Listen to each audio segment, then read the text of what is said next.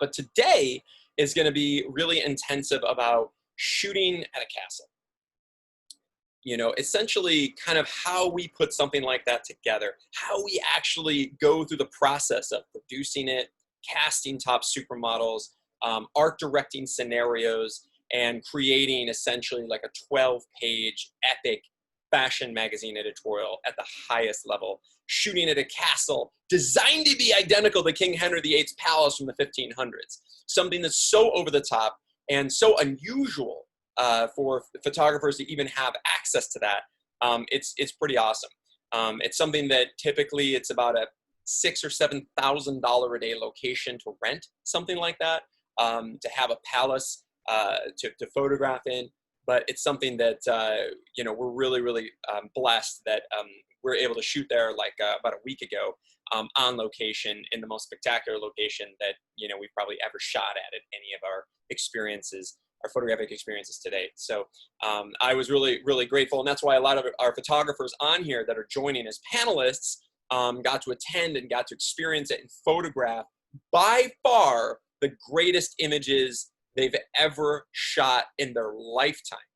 Okay, and that's a pretty big statement, but literally the greatest images they've ever shot in their lifetime. And to me, that is really exciting to see that, and to actually see you know, what we're able to create, what they were able to create at the highest level with supermodels that, you know, they may not have had access to, locations that they could only dream of, and to create an art direct, light, and photograph the greatest images they've ever shot in their lifetime. So to me, that's really exciting. We're going to be going over those images, and we're going to be kind of essentially going behind the scenes and kind of picking apart, okay, how did we make something like this happen?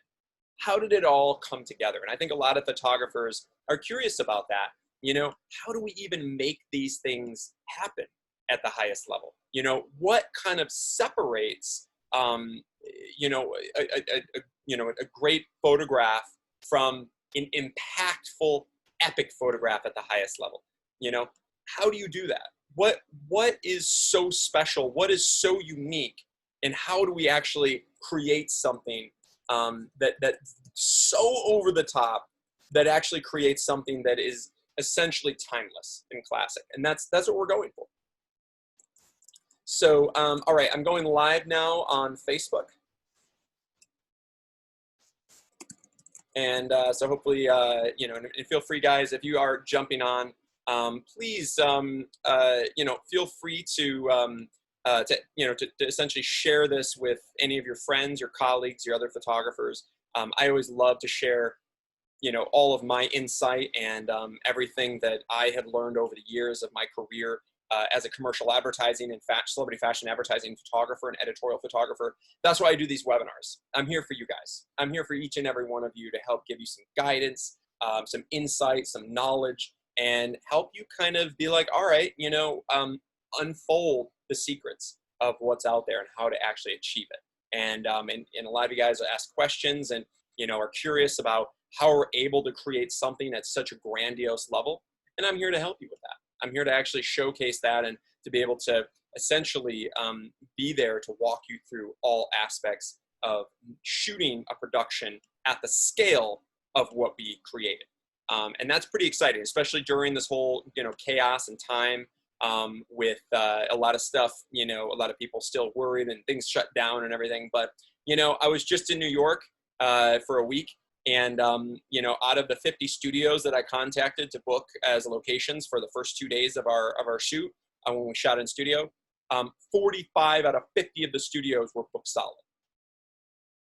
45 out of 50 studios booked solid in New York. So what that tells me is that productions are happening. Jobs are happening all the time, every day, constantly. And it's just up to you to be able to land them. And we're, you know, shooting at this epic castle, and there was all kinds of productions going on. It was actually really challenging to book that location because there's so many other photo shoots going on that, you know, we had to, you know, it was actually kind of down to the wire to be able to secure it for ourselves. But that, you know, having so much happening right now is really important to realize that stuff is not on hold anymore. Stuff is actually being photographed constantly. And stuff's happening all the time. We're going to hear from our photographers, and some of you guys have had some huge successes. Some of our photographers, some of our panelists here. Also, I'd love to hear from David Giesbrecht. Hopefully he jumps on. And I'd love to hear from him too. David and his wife are, they just landed a massive scale $250,000 advertising campaign. And David's attended the last 2 workshops. He attended Chicago with us, 4 days in Chicago, as well as he attended the New York workshop with us, and then he also just signed up for the Miami workshop. But David and his wife, they're putting together this $250,000 3-day shoot for a major client, lifestyle client, and it's pretty incredible. I mean, projects are happening, campaigns are happening, and I want to make sure if you guys aren't currently working and shooting all the time, let's get you there. Let's discover what's the missing, because it's certainly not COVID, because that stuff is lifting. And productions are happening. And what's really important to remember, guys, to be able to produce something at the scale of shooting high-end supermodels at a castle designed to be identical to King Henry VIII's palace from the 1500s, and something we just shot, you know, what's important to realize is when we're shooting for, now that's editorial, but if we're shooting for a brand, which a lot of us want to shoot an advertising campaign for a fashion brand, for instance, one thing to realize is that corporations, you know, whether they're big Fortune 500 corporations, whether they are companies that are fashion brands, whether they're beauty brands, fragrance brands, whatever, they all have budgets. They all have huge budgets. And I actually had a conversation with one of our photographers here on the panel, Nick Seth Smith, amazing photographer out of Los Angeles, a truly gifted photographer. And we had a conversation about this the other day. And what's kind of amazing is, you know, you look at huge companies.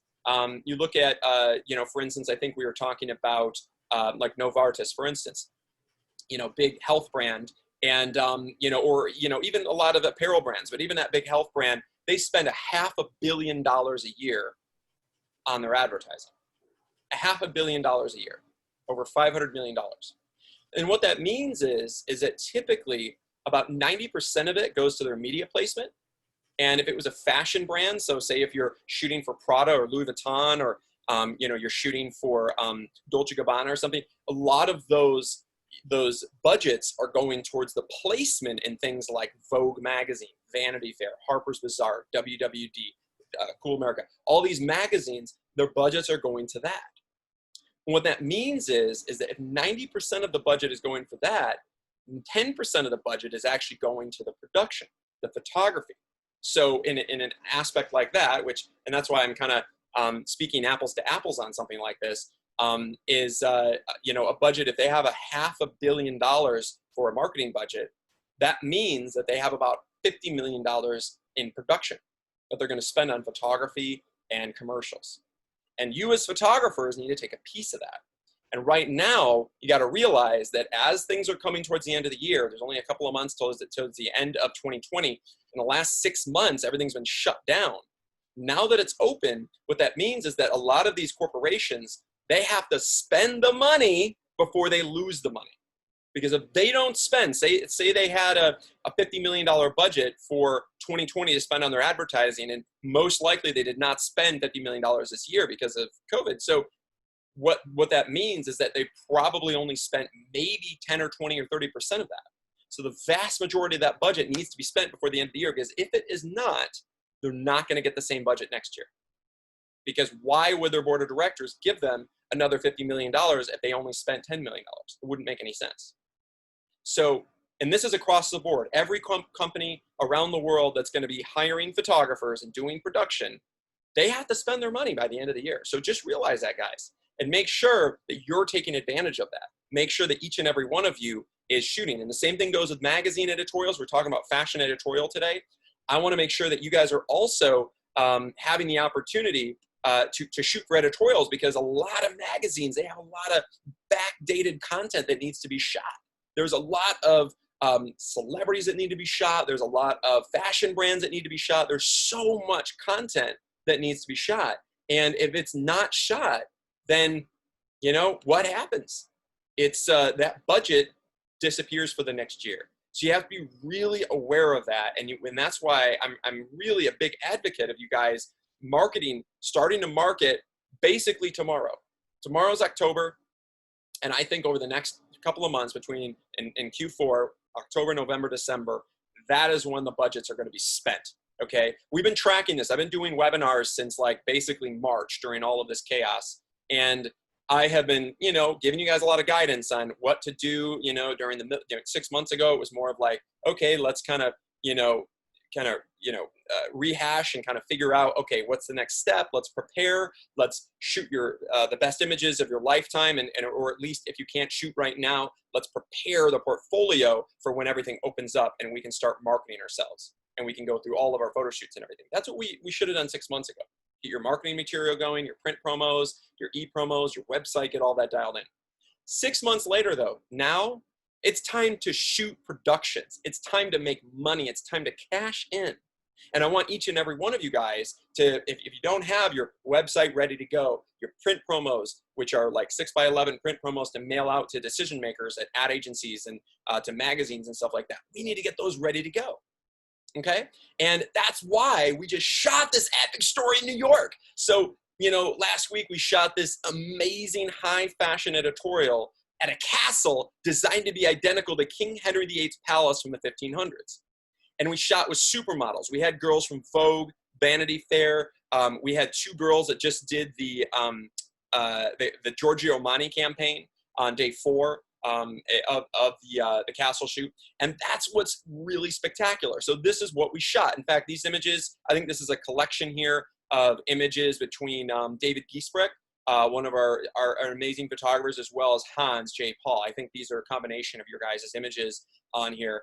And I'm going to be going through each of our photographers' images, which is something that I normally don't do on these webinars, but I'm so proud of what each and every one of you guys shot with us at this castle with these supermodels that I want to go through your pictures, because I want to go through them and I want to go through step by step how we shot them, what our thought process was, and how we were able to create a production at this scale. Okay, that's really important. But that's why this initial message I wanted you guys to really be clear about is that going forward over the next 3 months, before the end of the year, you guys need to start getting yourself out there and start booking opportunities, because they're there. And trust me, I'm seeing this. I was just in New York. 45 out of 50 studios that I contacted personally are booked solid. Productions are happening every day, all the time. And people are making a lot of money. And a lot of these companies, fashion companies, beauty companies, advertising, lifestyle, everything, they are spending their budgets before the end of the year, before they lose it. Okay? And I want you guys to really realize that, because we're going into a really, really good time. We're gonna have a boom in the photographic industry, because there's been so much buildup over the last 6 months. Now is the time to cash in. Okay? So I'm really, really excited for you guys. And now is the time, and especially those photographers. We've had 3 massively successful photographic workshops over the last 3 months. We had an unbelievable lifestyle advertising 4-day workshop in Newport Beach in July, and it was the most epic images we'd ever shot at any Newport Beach workshop in 11 years.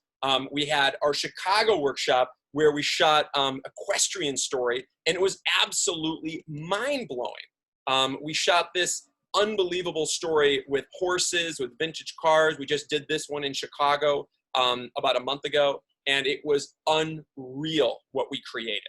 Okay, this kind of content, by the way, these images I believe are mostly from David Giesbrecht, one of our photographers on here. The images are so over the top, David, that right now you can land huge advertising campaigns and major magazine editorials with this kind of content. So, guys like David and Hans and Nick Seth Smith and Ali, Mavash, we had Brian Lau, all our amazing photographers that joined us. They know, they're smart, and they were out there creating the greatest content of their lifetime and art directing stories with supermodels, okay? I'm talking about top tier girls that are appearing on the cover of Vogue and are shooting for Georgio Armani campaigns. They're out there shooting this kind of content. We just did, these images were from Chicago a month ago, and these images what we just did in New York. And they were able to create content that is literally propelling them and catapulting them to the next level of their career. And I'm really, really excited about what they created, because this is on another planet as far as quality and production scale. Okay, now let's deconstruct these. Okay, now I want you guys to realize, okay, when you guys are thinking about producing and creating images at this scale, that's pretty important to realize why that's important. Okay, now let me explain why this is important to shoot images at this level, what we're looking at right here.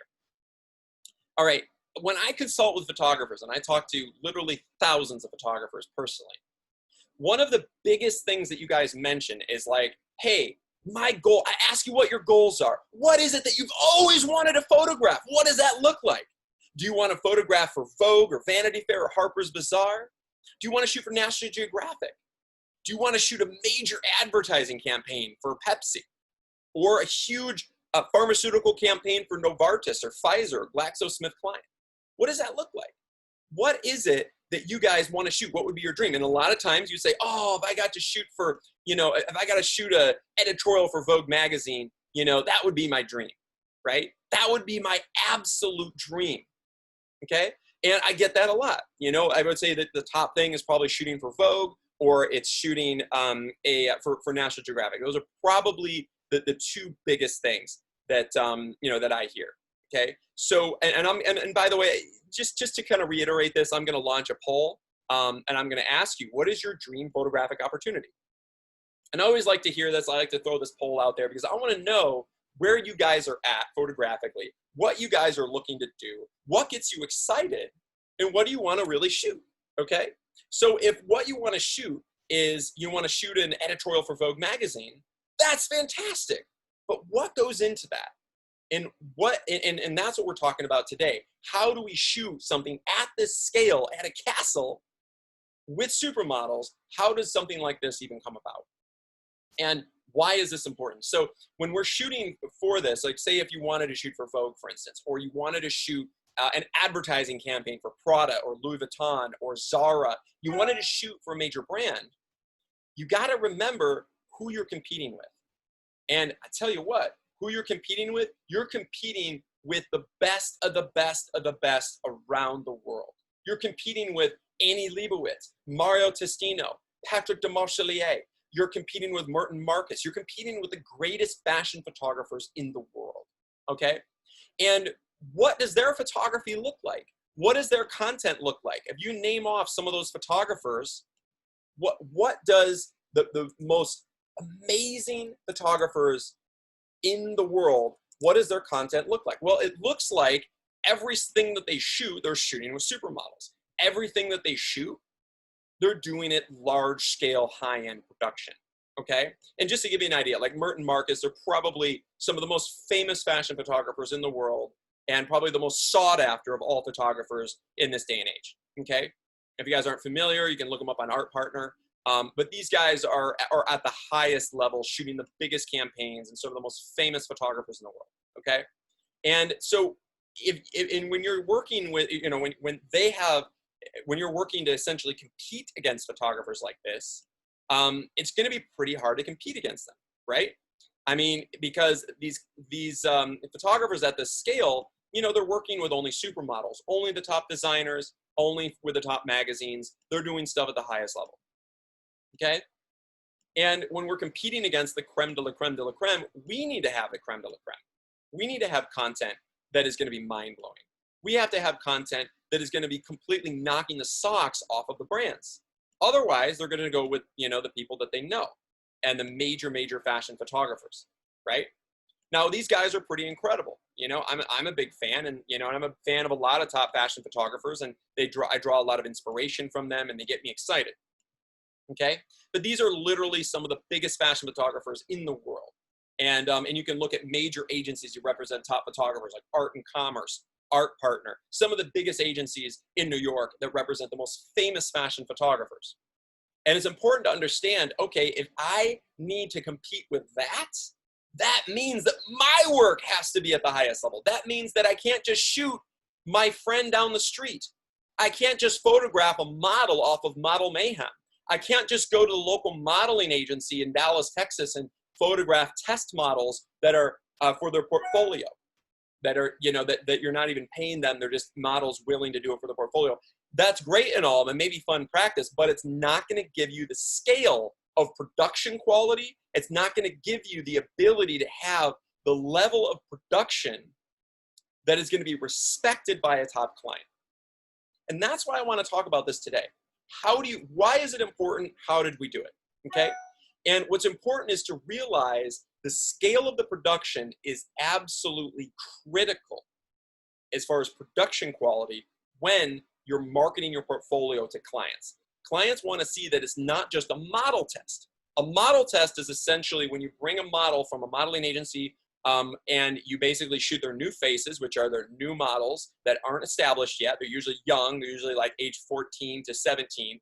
And some of them are really beautiful, maybe.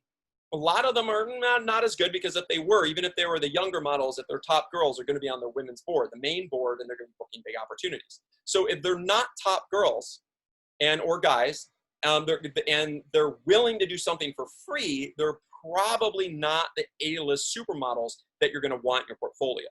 So it's okay to shoot them, but remember that can't be something that you're going to put up against marketing yourself to clients that would compare you to Merton Marcus, Annie Leibovitz, Patrick Demarchelier, Mario Tessino, one of those photographers.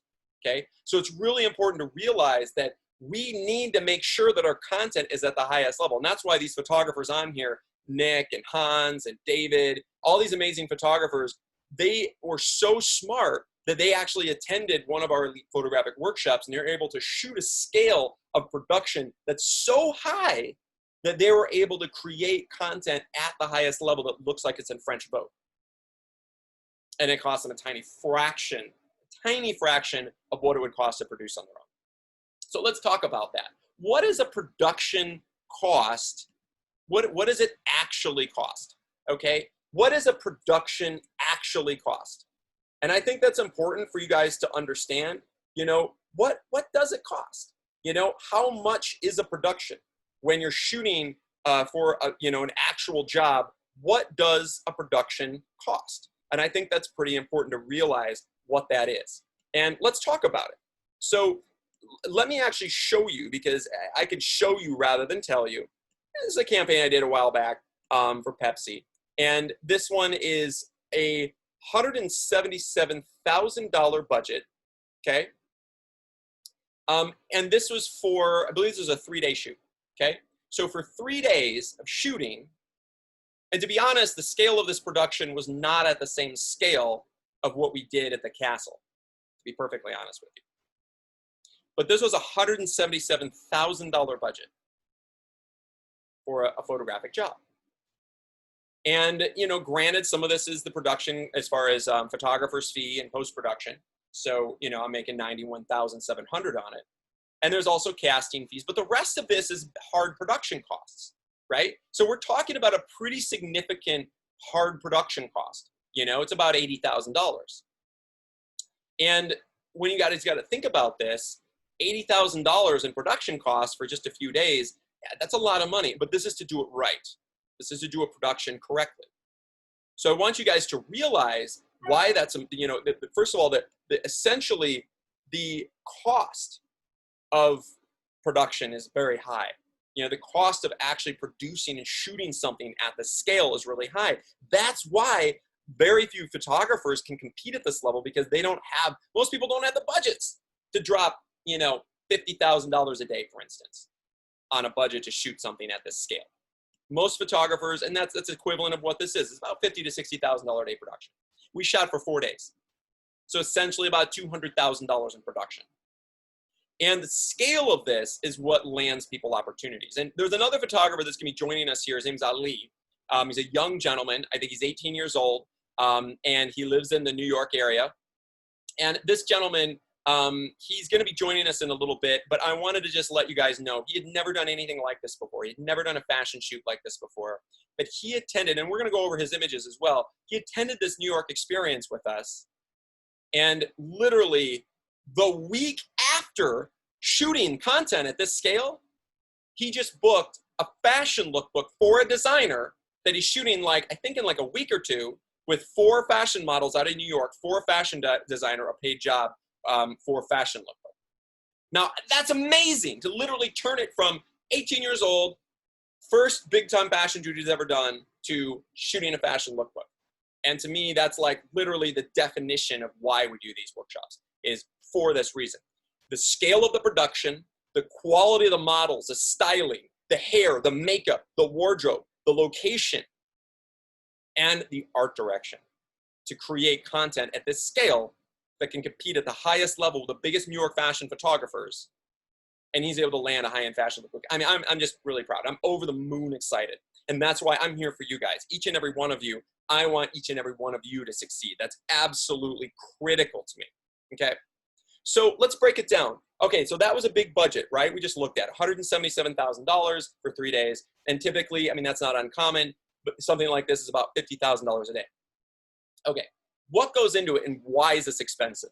First of all, when we're booking a castle, okay, locations like this are on a scale that are so over the top. They're so grandiose, all right, that I think it's really important to realize, you know, how do you even get access to something like this? So what I do, there's a few different ways I do it. Some secret strategies from myself. I'm a celebrity fashion advertising and editorial photographer. I publish in about 179 editorials and about 15 magazine covers. I've shot major 6-figure ad campaigns all over the world. And this is what I do. I've done this. I have my bachelor's and my MFA to be a professor of photography. And my entire career, I shoot massive scale lifestyle advertising, fashion advertising, and editorial, beauty campaigns. I shoot commercials. I shoot television. And I also direct these epic workshops. Okay. So my secret strategies to finding locations. First of all, one of my strategies is try to find the secret locations that are so over the top that people might not even think about. Now, this location, this is actually built by a billionaire at the turn of the century. So about over 100 years ago, it was built by a billionaire. And there's a lot of locations like this out in Long Island. And he was so ungodly wealthy, but I don't think he had anyone to leave his money to. So what he did is he left this to the church. So now it's run technically as like a monastery. Now what I did was I was able to contact some friends of mine who are location scouts, and oftentimes location scouts are going to just gouge you with price and cost, because they're going to not only charge the highest fee possible, they're going to take a cut, and they're going to charge you a location fee to be there each day. Okay, so a location like this is typically about $6,000 to $7,000 a day.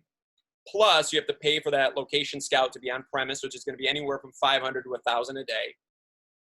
Plus, you generally have to get permits. In California, it's about $2,500 a day in Southern California. So you're looking at $10,000, $11,000, $12,000 a day in location costs alone. Now, one way I'm able to do it is I build relationships. So I built relationships with basically the person who runs this. And over time, I coordinated something so spectacular that I was able to get them to allow me to do it for less than, $7,000 a day. It was still expensive, still very expensive, but I got it for a lot less than what their typical day rate is. And I think that's really important. There's going to be a lot of negotiating. You got to come in with a budget and not ask them how much it is. You need to tell them how much you're willing to spend. That's pretty important, right? So I think that one of the things that a lot of photographers make the mistake of is they go to a modeling agency, or they go to a location scout, or they go to a styling agency and they say, hey, I want to book someone from you, or I want to book this location, or I want to book this model. What do they cost? Never in a million years say that. Never, okay? You want to always, you want to make sure that you give them a budget.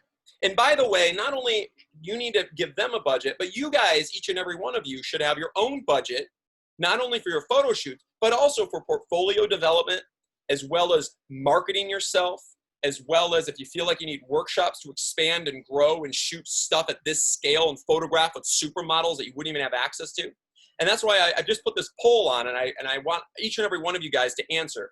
We've got a tremendous amount of people here on this webinar, and I want you guys to all to answer, because I would love for you guys to tell me what do you invest in yourself for your marketing, for your education, for your portfolio, just like the kind of budget you're going to give to that modeling agency or that location scout or that styling agency? I'd like to know. So tell me, please. I want all of you guys to answer this poll, and I'll post the results live.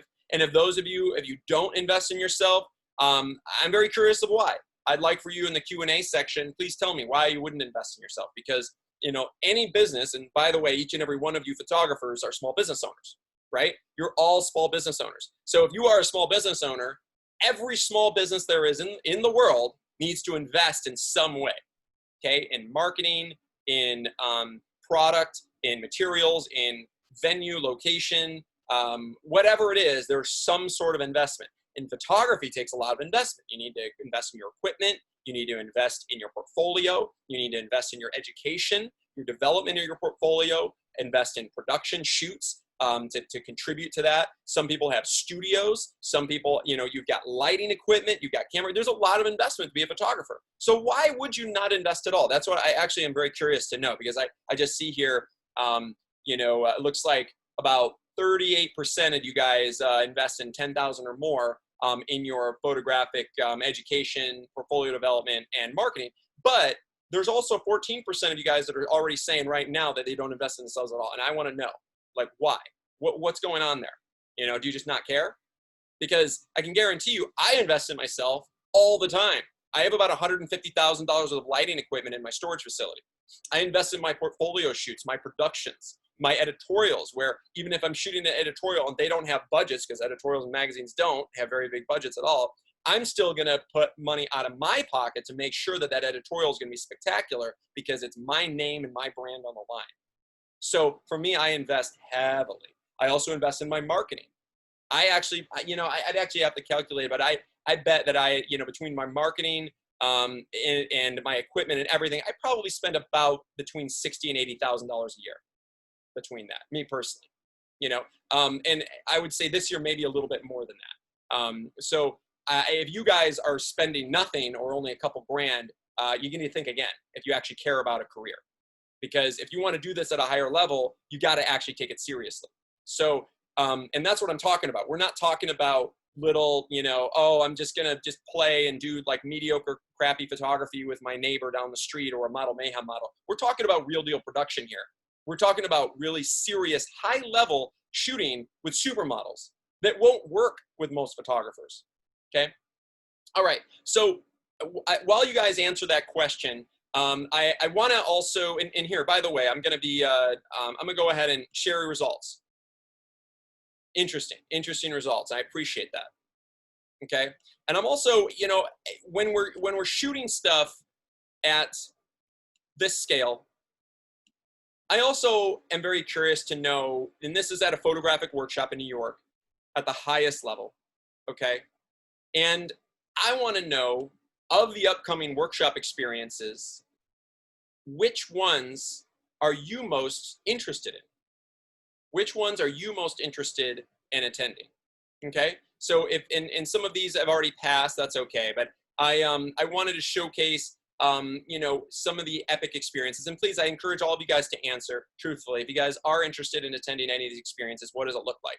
Now, a lot of these are, you know, some of them have passed. A lot of them are already sold out. But regardless, we're going to have some more stuff in 2021 that's going to be over the top. Right now, the Elite Masterclass coming up in 3 weeks is completely sold out. It's completely full. We're not allowing anyone else in. It's completely sold out, and it's the most epic, elite, over-the-top, high-end fashion photography and lifestyle photography workshop of the year. And I know a couple of you guys are coming that are on the panel here. Nick Seth Smith is coming. I know Hans is coming. And I know, David, I think you're coming to Miami, right? Is it Miami? Is that the one you're coming to? Yeah. But anyway, so these guys, you know, most of these are pretty sold out. And if they are, we do have waiting lists. But if you guys are interested, I really encourage you guys to invest in your photographic portfolio and your career. And if you don't, you're making a huge mistake, because right now is the time to be able to take yourself to the next level, to photograph images like you see on the screen right now, to shoot at this level, to shoot with these supermodels from Elite, Wilhelmina, Next, Vision, all the top agencies in New York. We shot the greatest content that we've done, I think, at any New York workshop in 11 years. And each workshop that we do, we try to better themselves. And that's why we've directed, I think, 125 now elite photographic workshops, and each one is better than the last. So that's why you see the scale of what we shoot so over the top. So I encourage each and every one of you guys, please like answer the poll right now, because I'd like to know. And the next thing I'm going to get to is how do we get models like this? Because most of you guys want to know, how do we even cast talent at this level? Okay, so one thing that I do is that I have what we call photographic currency.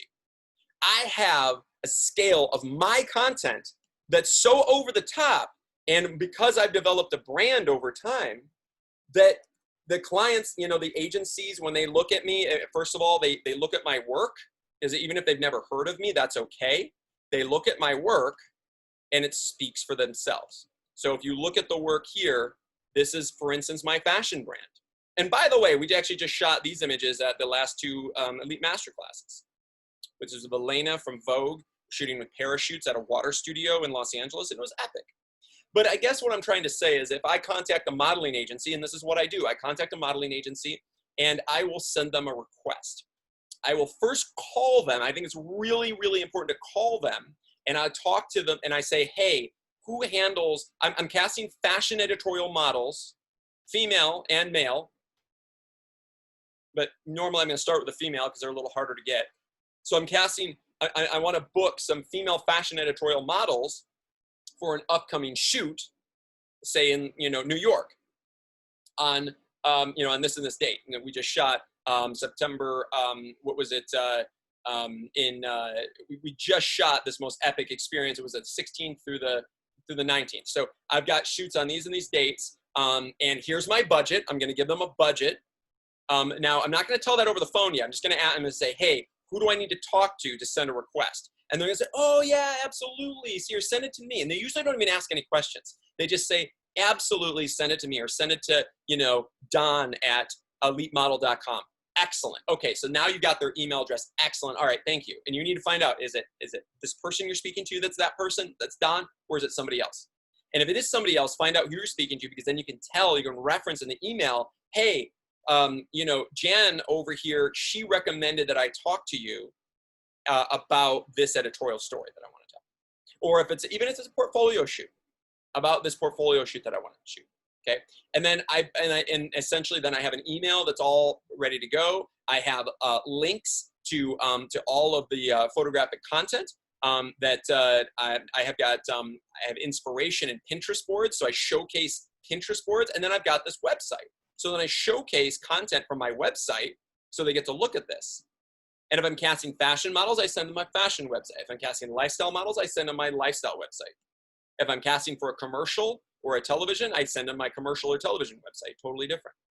So I'm going to showcase this to them. And now, because we have what we call photographic currency, meaning top tier fashion models and supermodels that have been in Vogue and Harper's Bazaar and Vanity Fair and ad campaigns for Giorgio Armani and stuff, and top fashion styling, hair and makeup, the client, the modeling agencies are far more likely to respond and say, oh my God, yeah, absolutely, Kevin Michael Schutz, I'm so excited. Yes, here, you know, and I give them all the details. I send them, you know, I say what it's for, what the usage is, how much the budget is, and I usually give them a price of what the budget is plus agency fee, because they're going to ask that, okay? So say it's, you know, $5,000 a model per day, or $3,000, you know, plus agency per model per day. Whatever it is, I'm going to give them a budget, and I'm going to send that to the agency and be like, and these are the type of models I'm looking for. I'm looking for top European fashion models. That's what I did in New York.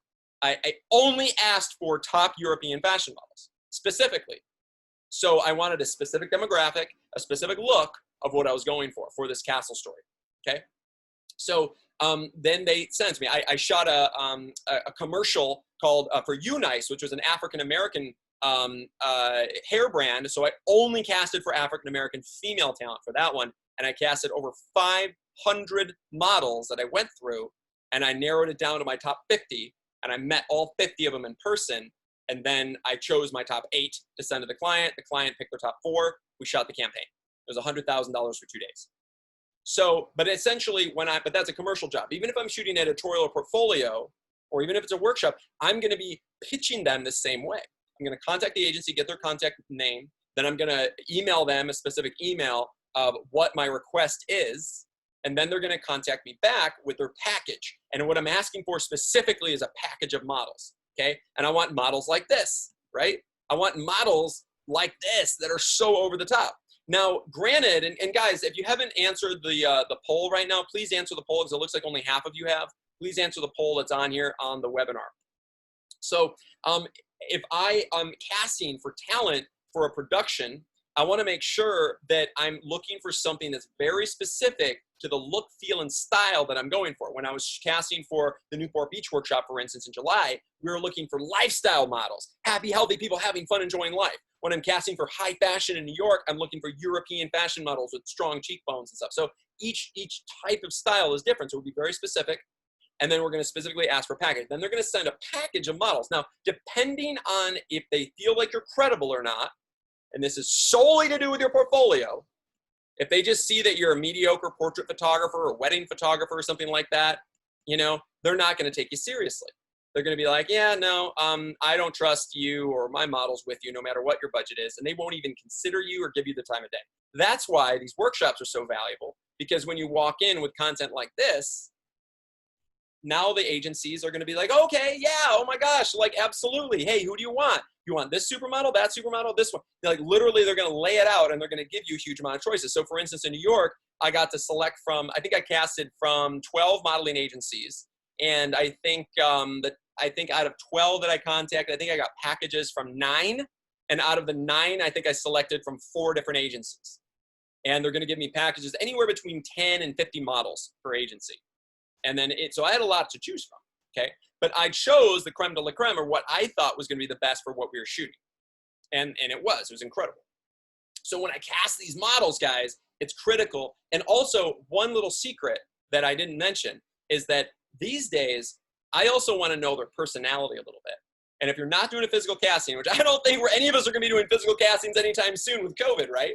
So what we're gonna do is, if it's all like virtual, and even for huge campaigns, a lot of it's all virtual now, what we're gonna do is I'm gonna research the models.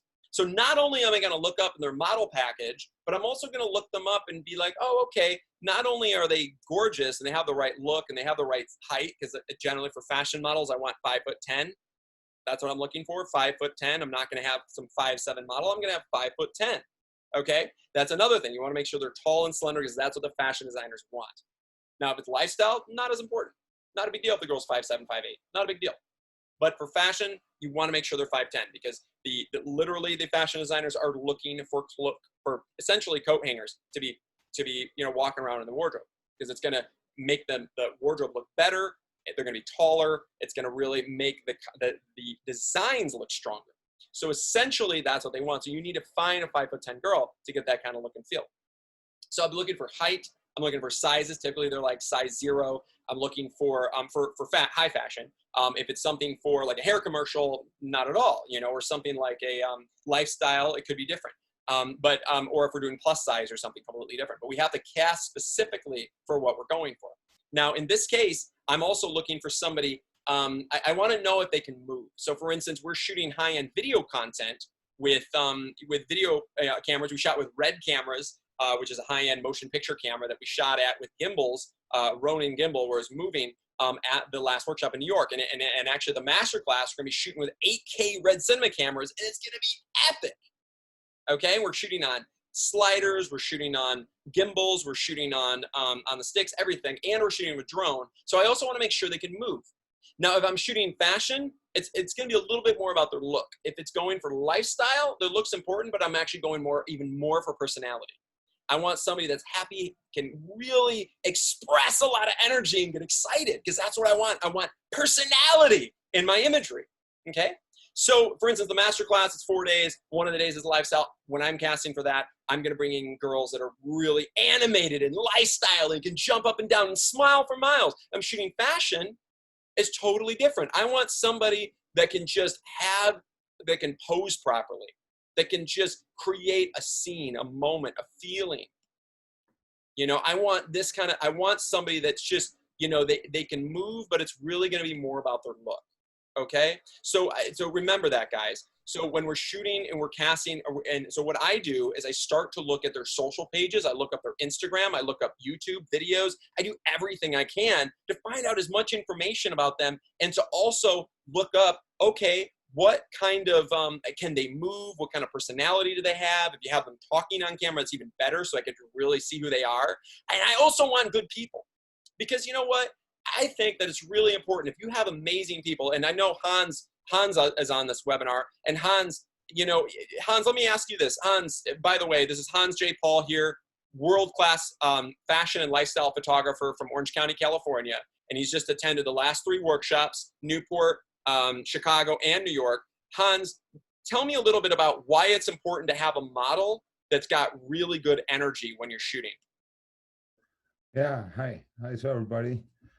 Yeah, it's very important having a model who is in a good mood, because it's easier for you to shoot. She should be beautiful. She should have a nice behavior, and it makes your work easier. Yeah. We had at a workshop in New York, we had really nice models. They were beautiful. Most times they were in a good mood. So we did some great shots over there. Yeah. And by the way, Hans, while you're talking, I'm gonna show some of your images of what we shot in New York. So keep talking, but I just want to showcase what he actually shot there. These are some black and white images from I think the second day in the studio in Brooklyn. It was really a lot of fun, and this model is yeah, probably the best model I ever shot. Yeah, she's super beautiful. She's very professional. Although this model, they were both super beautiful and very professional and easy to work with. Yes, this is. I think it's a selection of your models was really amazing.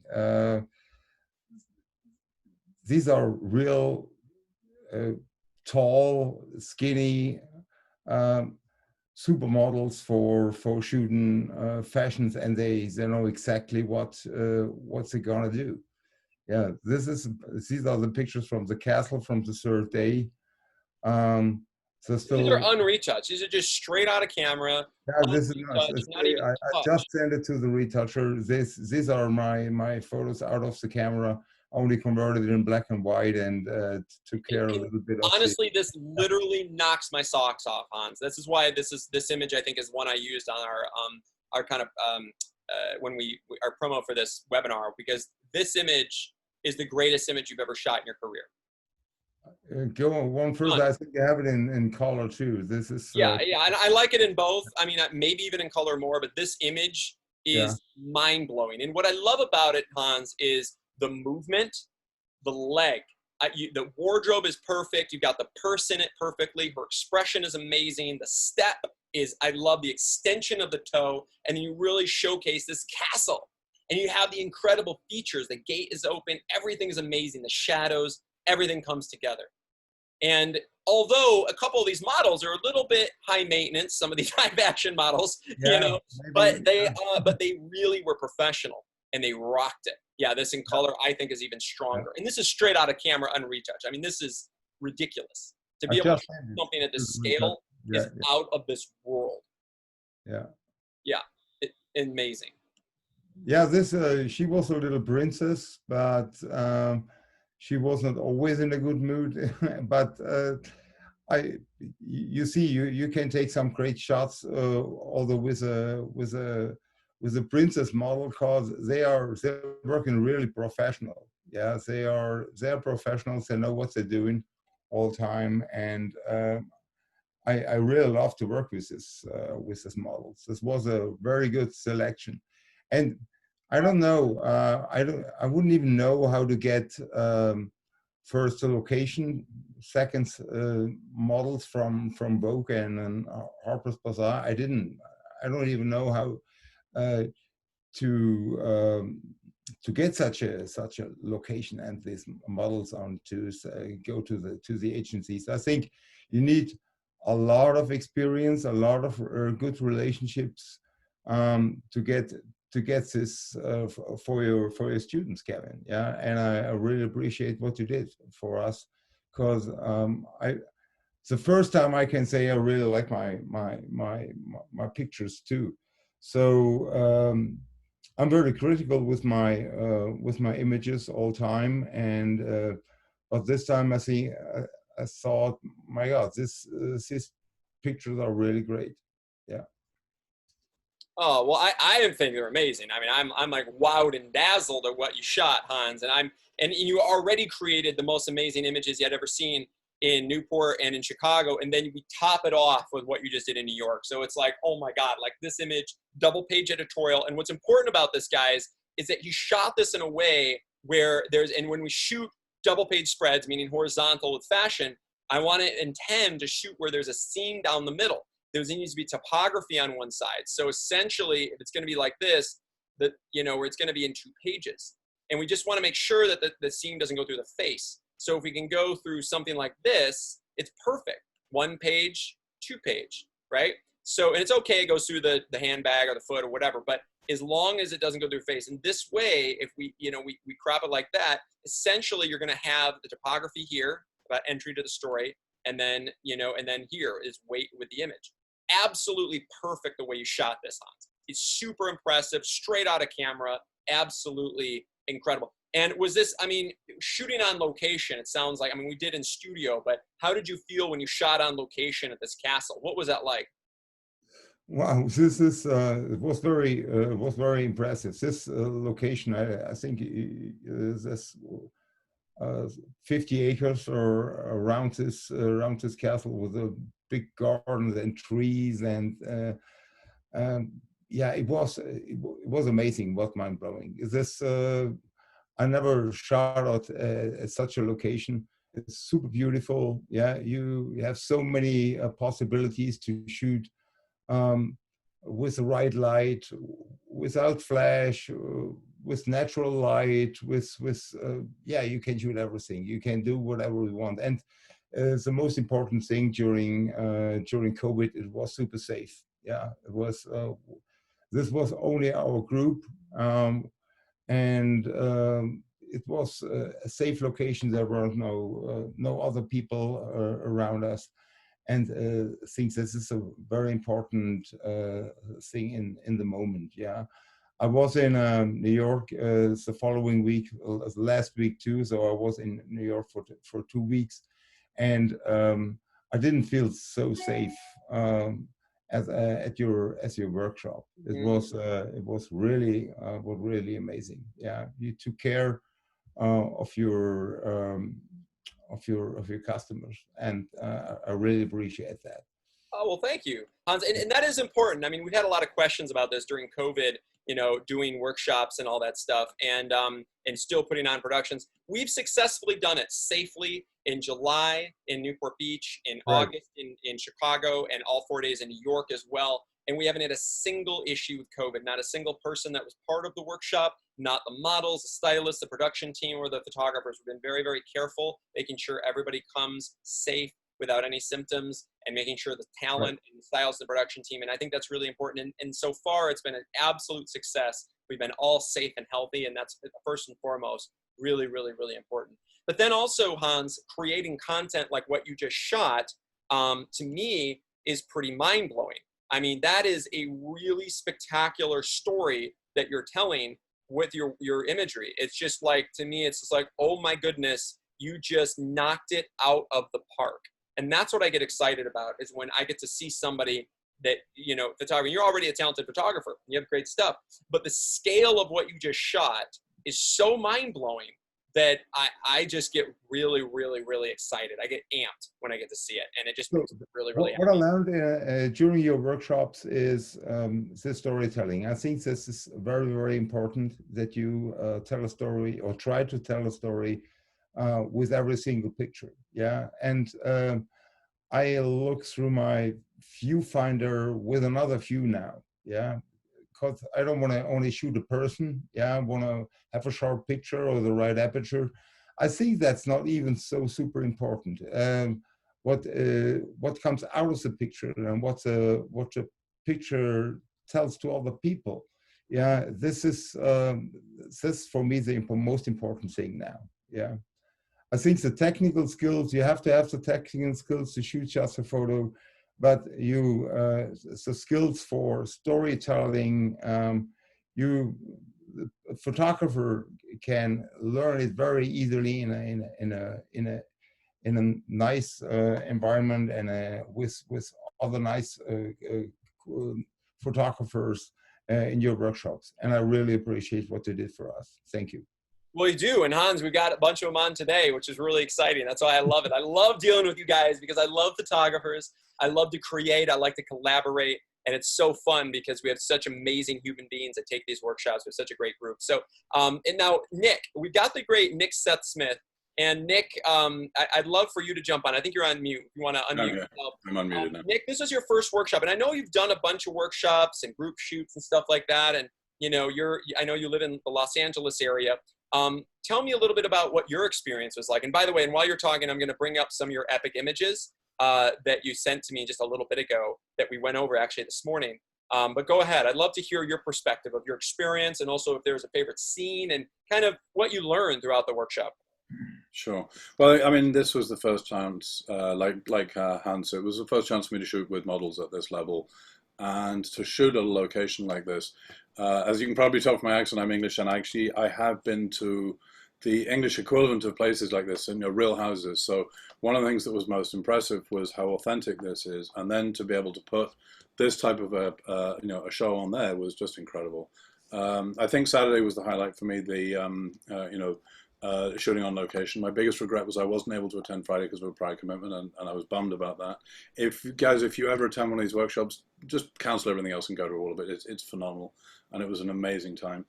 But as Hans mentioned as well, I think the personality of the models was really critical. I've always talked to my subjects, whether they're families or models or whoever, and always gotten to know them. And these were really sweet girls. I mean, they're at the top of the game. They're world-class, performers in what they do, and yet they were very genuine. They were open. They were easy to work with, and because of that, we get images that aren't just about them, but they're who they are. They're showing off the fashion, the scene, and everything. It was amazing to work with. And then the other thing for me was also I got to go early on Saturday morning and watch a lot of the prep work for this and see, get an insight into some of the work that goes into preparing this was fascinating. I mean, I've got a background in IT, so I'm used to big projects, but even so, this is on a scale that very, very few people really touch. And when you start to see all of the moving parts and how quickly it has to come together, it's really, on the one hand, inspirational, on the other hand, marginally daunting. Because there's a lot more to it than just being a photographer. Yes, you have to be able to take great images, and you need to be able to work with models and so on, but all the prep, the planning, the communication, and the organization is critical to pulling something like this off, and it was a fabulous insight. I'm really excited looking forward to LA as well. Well, thank you. I'm really glad to have you there. And I mean, and look at the proof is in the pudding. I mean, you look at these images, absolutely mind-blowing production. And this is what I'm talking about, Nick, with photographic production.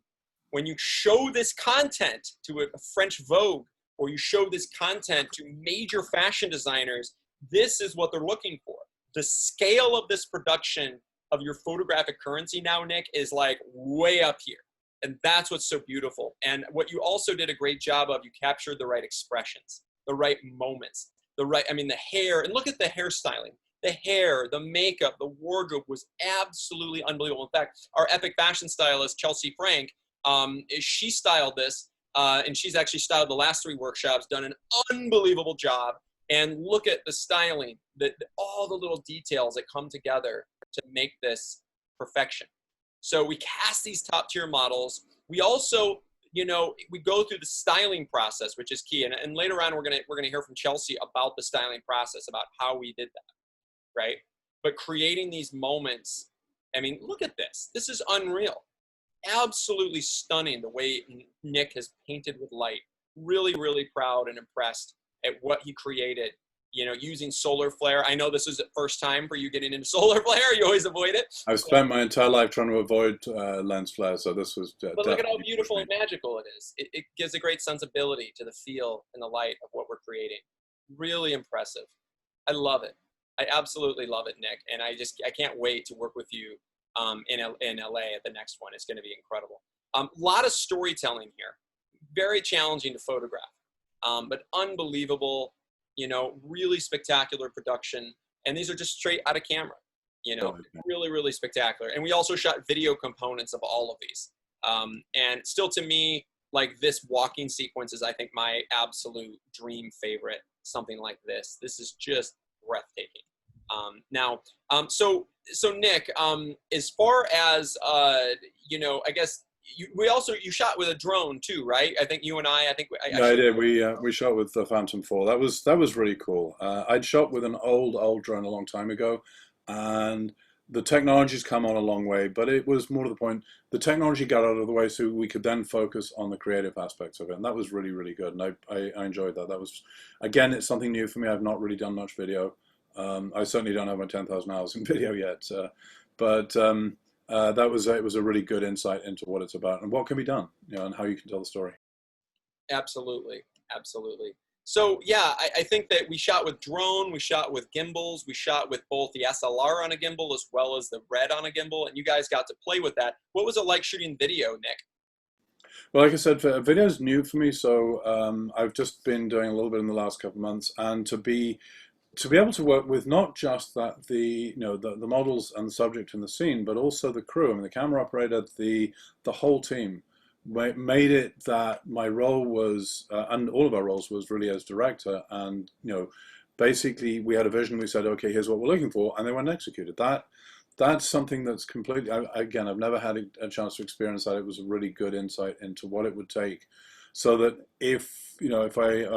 let's be honest, when I land a gig that involves not just photography but some video, I'll bring in a top camera operator comfortable that they will do, you know, they'll do what I want. And now I've got an idea of what it'll take to actually get that.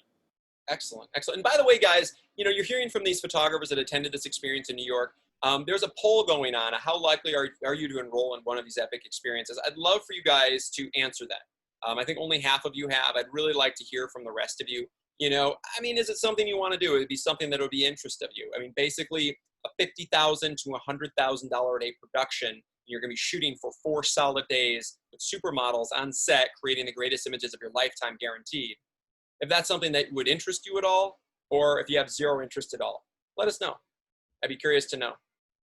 But that's why I've been doing this for 11 years, and we are by far the most elite photographic workshop in the world. Nothing even remotely comes close. Not even close, not even in the same ballpark.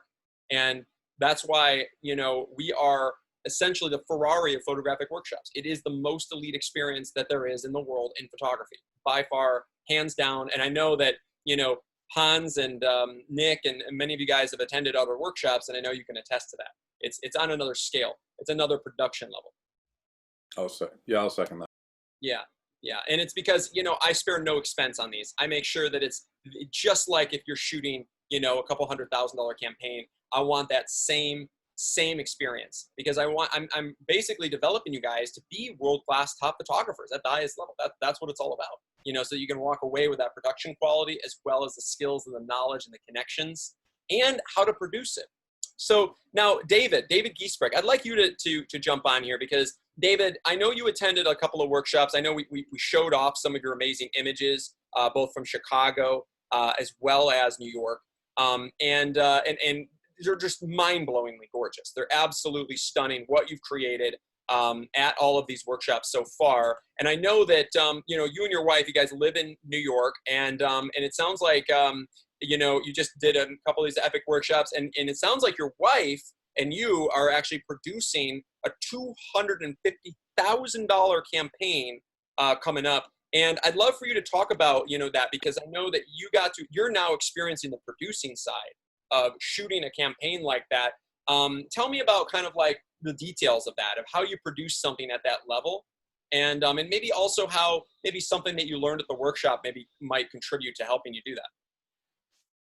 All right, thanks, Kevin. Yeah, I think definitely at the workshop you get a sense of what it takes to actually operate at this level. You know, part of the education is actually, you know, the photographic part and, you know, learning the techniques and you know, getting access to, you know, the wonderful talent and locations. But if you're really paying attention, you can look at all the details of what it actually takes to run a production like this.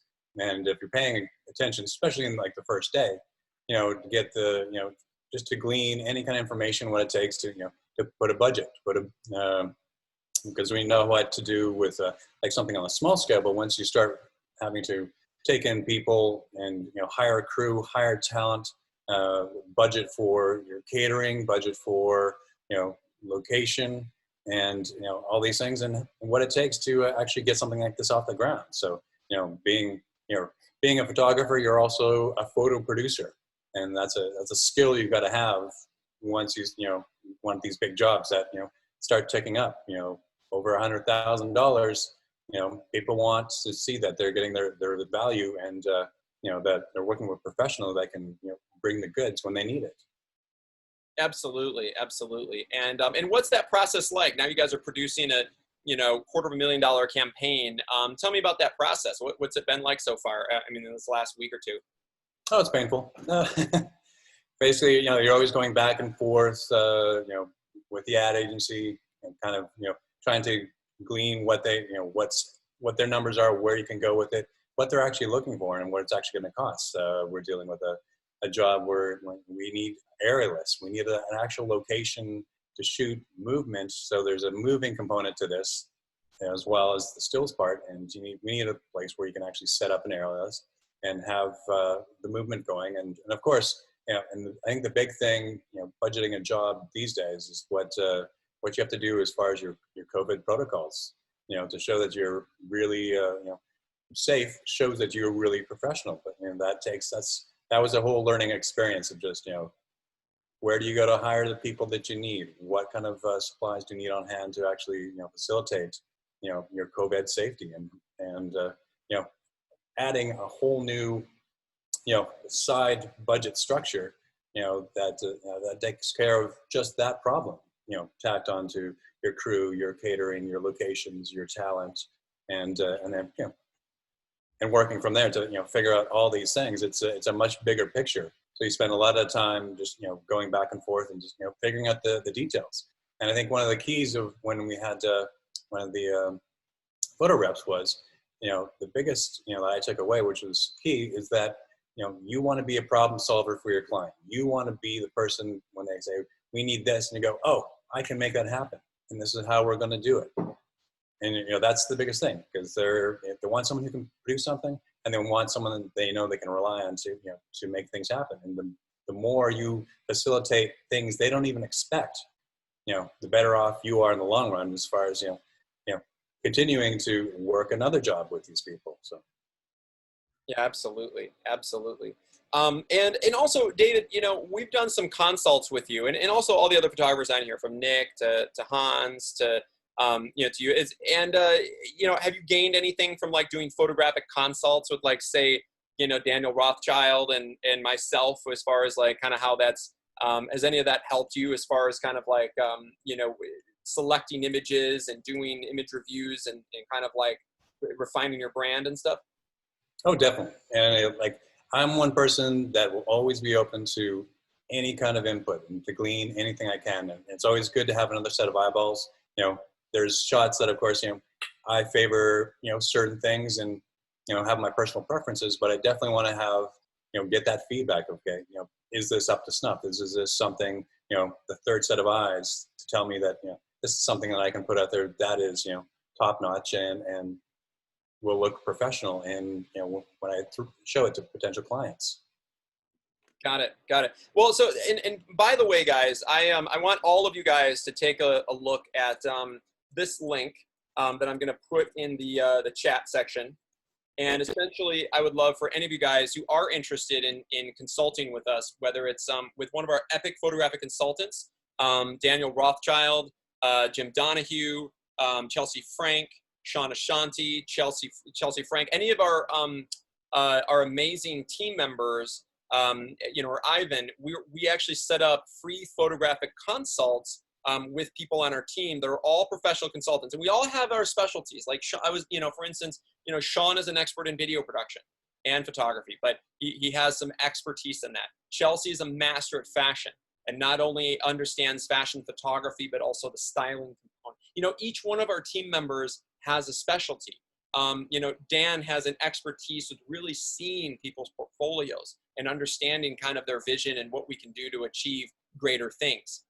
You know, one of our new additions is, you know, Jim. He's an amazing energy and just a great person to kind of work with looking forward to your future and how do you kind of take it to the next level. So I encourage you guys to go ahead this week. Now that we're back from New York, we're going to be offering free photographic producing consults, how to produce a shoot, and also if you want an image review. And we're going to be setting those up. I love doing these. I think it's a lot of fun. It's absolutely free and no obligation, but I want you guys to go ahead and click that link in the chat and go ahead and set up a consult for, you know, ideally in the next few days. We're going to be pretty busy next week if you need to, next Monday or Tuesday. But I would say Thursday, Friday would be absolutely amazing. We also have, I think, slots on the weekends. But please set that up. We'd love to consult with you and help guide you, motivate you, go through your portfolio. Because I know, David, I mean, and for instance, let's go over, David, on your website. So, David, your website, I mean, you're a really talented photographer. And, you know, and I want to kind of just compare something here. Because your work is amazing, but your new body of work is kind of mind-blowing, okay? And it's kind of it's a little different, true, but it's also another level. It's another level of excellence. And it's another level of branding. And it's something that I want to showcase to everybody so they can kind of understand, you know, the difference, okay, of, you know, of how far you've come just in the last, you know, I would say 4 months from working with us. And, you know, so, you know, and so, if, you know, I go to your website, this is your old website we originally started with. And you've got some great, you know, great stills and everything. And then we go to the new brand after I consulted with you and have taken some of these epic workshops and look at where it's gone now. It's a whole nother level. It's a whole nother scale of branding. This was shot at the Chicago workshop on the Lifestyle Day. Absolutely mind-blowing. It looks like a Free People campaign. This was shot on one of the fashion shoot days of Chicago. Absolutely stunning. And then you already have images up from New York, which we shot. I mean, this to me is one of the greatest images you've ever shot in your lifetime. This needs to be in French Vogue. Over the top. But the level of the difference in branding and developing your photographic currency from where you were when you started with us to where you are now is night and day. It's night and day, David. And that's why I'm so excited. And, you know, and I remember doing photographic consults with us about, you know, specific stuff with you, and look at how far it's come. And that's really, really, really impressive. So it gets me really excited. So please go ahead and click on that link in our chat. And I would really encourage you guys to set up a consult because we're here to help you. We're here to guide you, and it's something that we want to help photographers in this photographic community. So David, you know, when I look at content like this on your website, to me, it looks like you are one of the biggest, most well-established fashion photographers, and I'd hire you. I'd hire you. I mean, look at the production quality. It's out of this world. Your stuff is absolutely stunning. It's the feeling, it's the art direction. These are all shot at our workshops. And I'm really impressed and proud of you, David, because you also have a great photographic vision. But what you needed, and many of you guys on here, a lot of you guys on here are photographers, are really talented photographers, but I bet that most of you don't have a $50,000 a day set. Most of you don't have access to supermodels. Most of you don't have access to castles, right? So that's one of the coolest things, and he understands the cost of production and how challenging and complicated it is. Well, the beautiful thing about the workshop is literally you just show up. That's it. You show up, all of that producing, all of that production is already taken care of for you.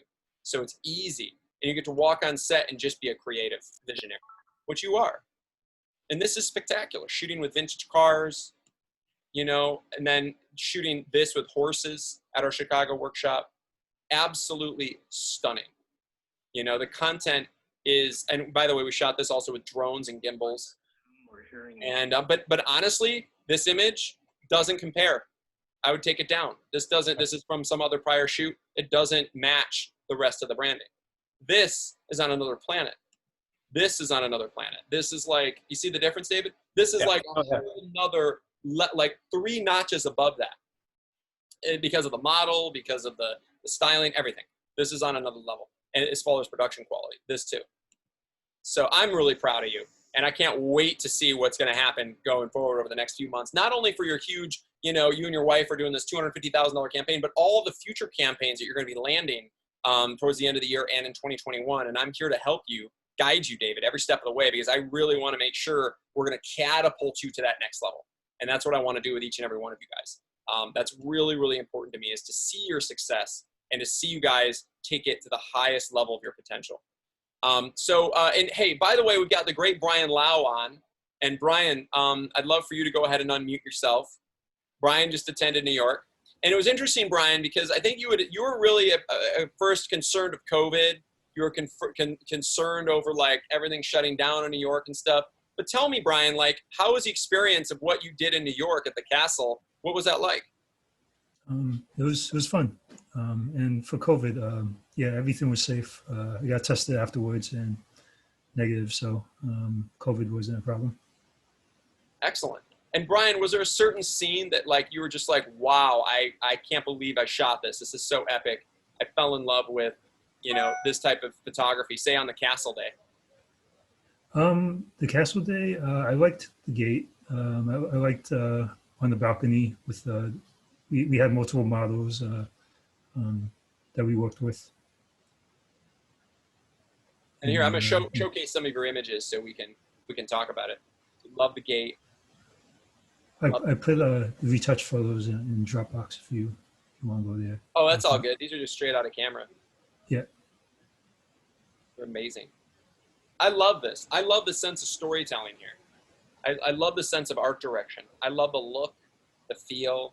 And one thing I noticed about you, Brian, is like you're a quiet guy, but you did a really good job of like communicating to the models and building relationships. And I know that you learn a lot of this because I guide you along the way. But some of the little secrets are when you're on set with these supermodels, making sure that they feel comfortable with you. You know, making sure that like if you can talk to them and pull them aside. And I saw you do this with Olga, for instance, one of the Russian fashion models. You know, you really built a relationship with her where you got her to trust you as a photographer. You got her to connect with you, and I really saw the images come to life. And I saw a lot of you guys do that at this workshop. It was really cool to see. Yeah, I think it definitely helps. I mean, you feel comfortable, and the model feels more comfortable.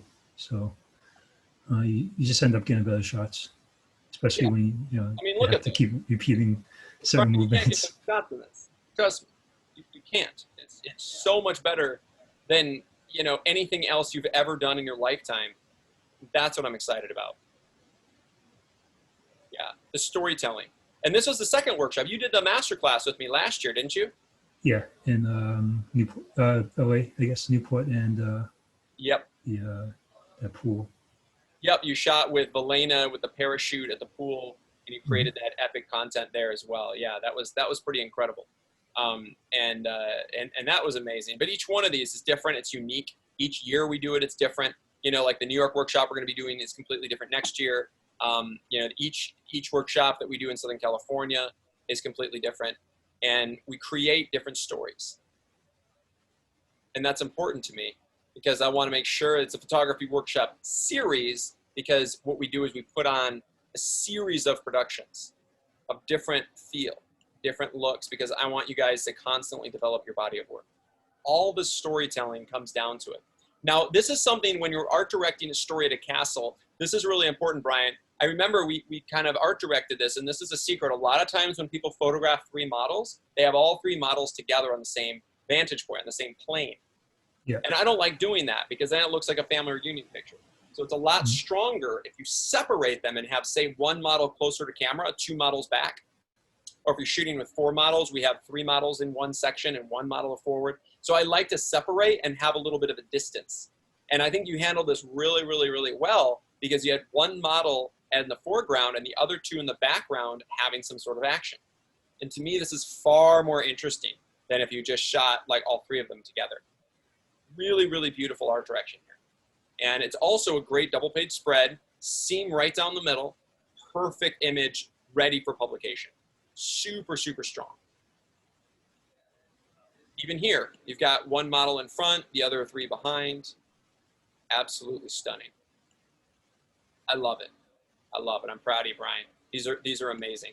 So guys, if you haven't done it already, I really would love it if you guys would click on that link in the chat and go ahead and set up a producing or photographic portfolio consult with somebody on our team, and we can consult with you guys, especially if you have any burning questions that you want to go over over how to produce, how to art direct, how to and what you need in your portfolio, and what's going to give you more success and achieve greatness. I'd love for you guys to click on that link and let us know, because I would really, really love it. Also, please put some more questions in the Q&A. You know, we have a few on here, and I would love to know, you know, what else you guys would know about producing a high fashion editorial at the highest level. So please go ahead and put it in the Q&A so that we can kind of get to know, you know, what you guys is, you know, what do you want to know, and how do you want to, what do you want to achieve? I think that's really, really important. All right. I'd love to bring on the great Dan Rothschild. And Dan, if you want to go ahead and I am really excited because you just got back from French Polynesia. Literally, was it yesterday or day before? He just flew in, and he was in Moorea and in Tahiti. And by the way, we are directing some elite travel expedition experiences with our other photographic workshop series called Dreamlux that we haven't even announced yet, but it's going to be happening in 2022. And we will be going to Bora Bora, Moorea, as well as the Maldives and Seychelles. So anyway, so welcome back, Dan. Nice and tan. Well, thank you. Thank you so much, Kevin. It's great to be back. And so I do my best in life never to be envious. I was in withdrawals from not being able to be at the New York workshop. I know it sounds ridiculous. You were in Tahiti, okay? But it's interesting. You find out how incredible the experience is, and working with everyone and the photographers and building those relations, and just so, you know, I'm in Tahiti going, oh my gosh, I'm not in New York. So whatever, enough of that. But Tahiti, you know, I'm gonna share something that's a little different than I normally do on a webinar. I'm gonna share a personal thing. So, you know, I found out when I was in Tahiti, and the photographs I took were, oh my gosh. And I realized that I've been absorbing and learning. I'm at the workshops, a part of the production crew, and helping, and, you know, doing all the work with Kevin and the whole team, fantastic team and everything. And I realized I've been learning from his mentoring. The whole team, everything I've experienced at these workshops, I now saw personally in my photography. I took photos that I had much more knowledge, a better vision, what to do. And so my photographs, I've never seen photographs of this quality from me. And it was really, really neat to realize and see that I've learned so much just by absorbing, being around, listening, watching, being, you know, next to Kevin as he, you know, mentors and teaches and all that. So it was a great awakening and realization. You know, I'm at the workshops going, oh my gosh, this is fantastic. Watching the photographers come out with great results, getting, you know, published, and all the different great things, and learning, and as you've already heard, you know, from many. And then I experience it as a team member. I experience everything that I see the other photographers are learning and all. So making the greatest photographs of my lifetime. So another thing I've realized, and been working with a lot of photographers lately, I realized that photographers really don't sit down and write out a business plan for their month, for their year, and be able to follow something, because life is full of distractions. We're like, we're always lured this way and that way, and it's sometimes hard to stay on track. And it's been really helpful. I'm getting feedback and working with the photographers where if you sit down and write out a business plan, we can help you with that. It's real, it's not that it's easy, but we'll give you the whole structure and definitions and things you can use as a basis. But I found that it really helps because the business side of photography is the hardest part for photographers. They're basically normally artists, great artists, and we don't want them to be starving artists. We want them to be super successful and be full balanced, and the left and the right side of the brain in action. So we'd be glad to assist anyone, and I can. Our team is great. Everybody, Sean, Chelsea, Jim, myself, Kevin, Ivan, and we love our whole format philosophically is to help photographers get better and improve their life and their business. We love it. It makes the tingles on the arm when we accomplish that. So as we've been hearing and watching and we experience. So that's my, I always kind of tease, it's my 2 cents on the soapbox, because I love what we do, and we have such a high return, a 95% return rate to our workshops, because it is a workshop series, as Kevin said. You just keep advancing, and you always want to keep coming to a next one because they advance you more and more, and just the whole experience. It's also for those that may just be enthusiasts or hobbyists with photography. It's not their main business. It's your own personal time to spend some money and time on yourself and give yourself a gift to come experience, oh my gosh, incredible experience. So someone had asked earlier, well, hey, I do this for a hobby. Right. We have at our Chicago workshop, Bill is a heart surgeon. He uses it to get away as his vacation time and do what he loves doing. The heart surgery pays the bills really well, but the point is we have many people that experience this on all levels, from hobbyists to 18-year-olds to 75-year-olds to, whatever quality level. So it's a fun and great experience. That's about it.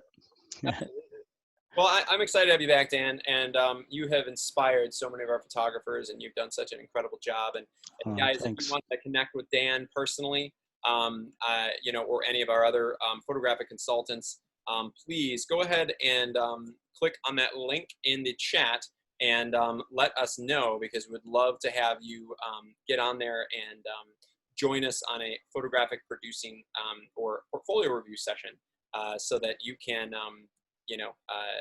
basically take yourself to the next level. I think that's really, really important. So please, guys, jump on and let us know. We've got a lot of great questions. I know somebody just asked, like, when is the next New York workshop? I wish you would have joined this one. It was absolutely mind-blowing, but it's already getting booked up for New York 2021. It's going to be in September. In fact, Enoch and Kimmy, I know they just had enrolled in that one. We have people coming in already booking out a year out. And a lot of our workshops are sold out or almost sold out. The masterclass is completely full. I think Miami's pretty full, might have a wait list. And then I think Denver is either sold out and probably has a wait list. I think there's a spot left in Newport in February. If you guys do want to attend, let us know, and we'd love to help you out and give you an experience of a lifetime. So definitely great questions. And please, if you guys have any more additional questions, go ahead and ask it in the Q&A section. Anyway, and there's Mavash. Hey, I'm Mavash. Mavash attended this epic workshop too. Great to see you and connect with you. Can't wait to go through your images with you, Mavash. Okay, so Derek Williams asks, I love to shoot film color as well as black and white film. Does that make a difference? Well, I guess when you're referring to film color, are you referring to actually shooting with film? Now, I've done a lot of experience shooting with film, both all the way from 35mm negative to color positive, as well as shooting medium format and large format 4x5 and 8x10. Now, it does make a big difference because each film has different types of parameters. If we're shooting, for instance, color positive film with slide film, it has very, very, very little room for mistake. If you don't expose properly, you're going to have a big issue. So you have to expose absolutely perfectly when shooting with color film, and especially slide film. And I would recommend using a light meter with that circumstance.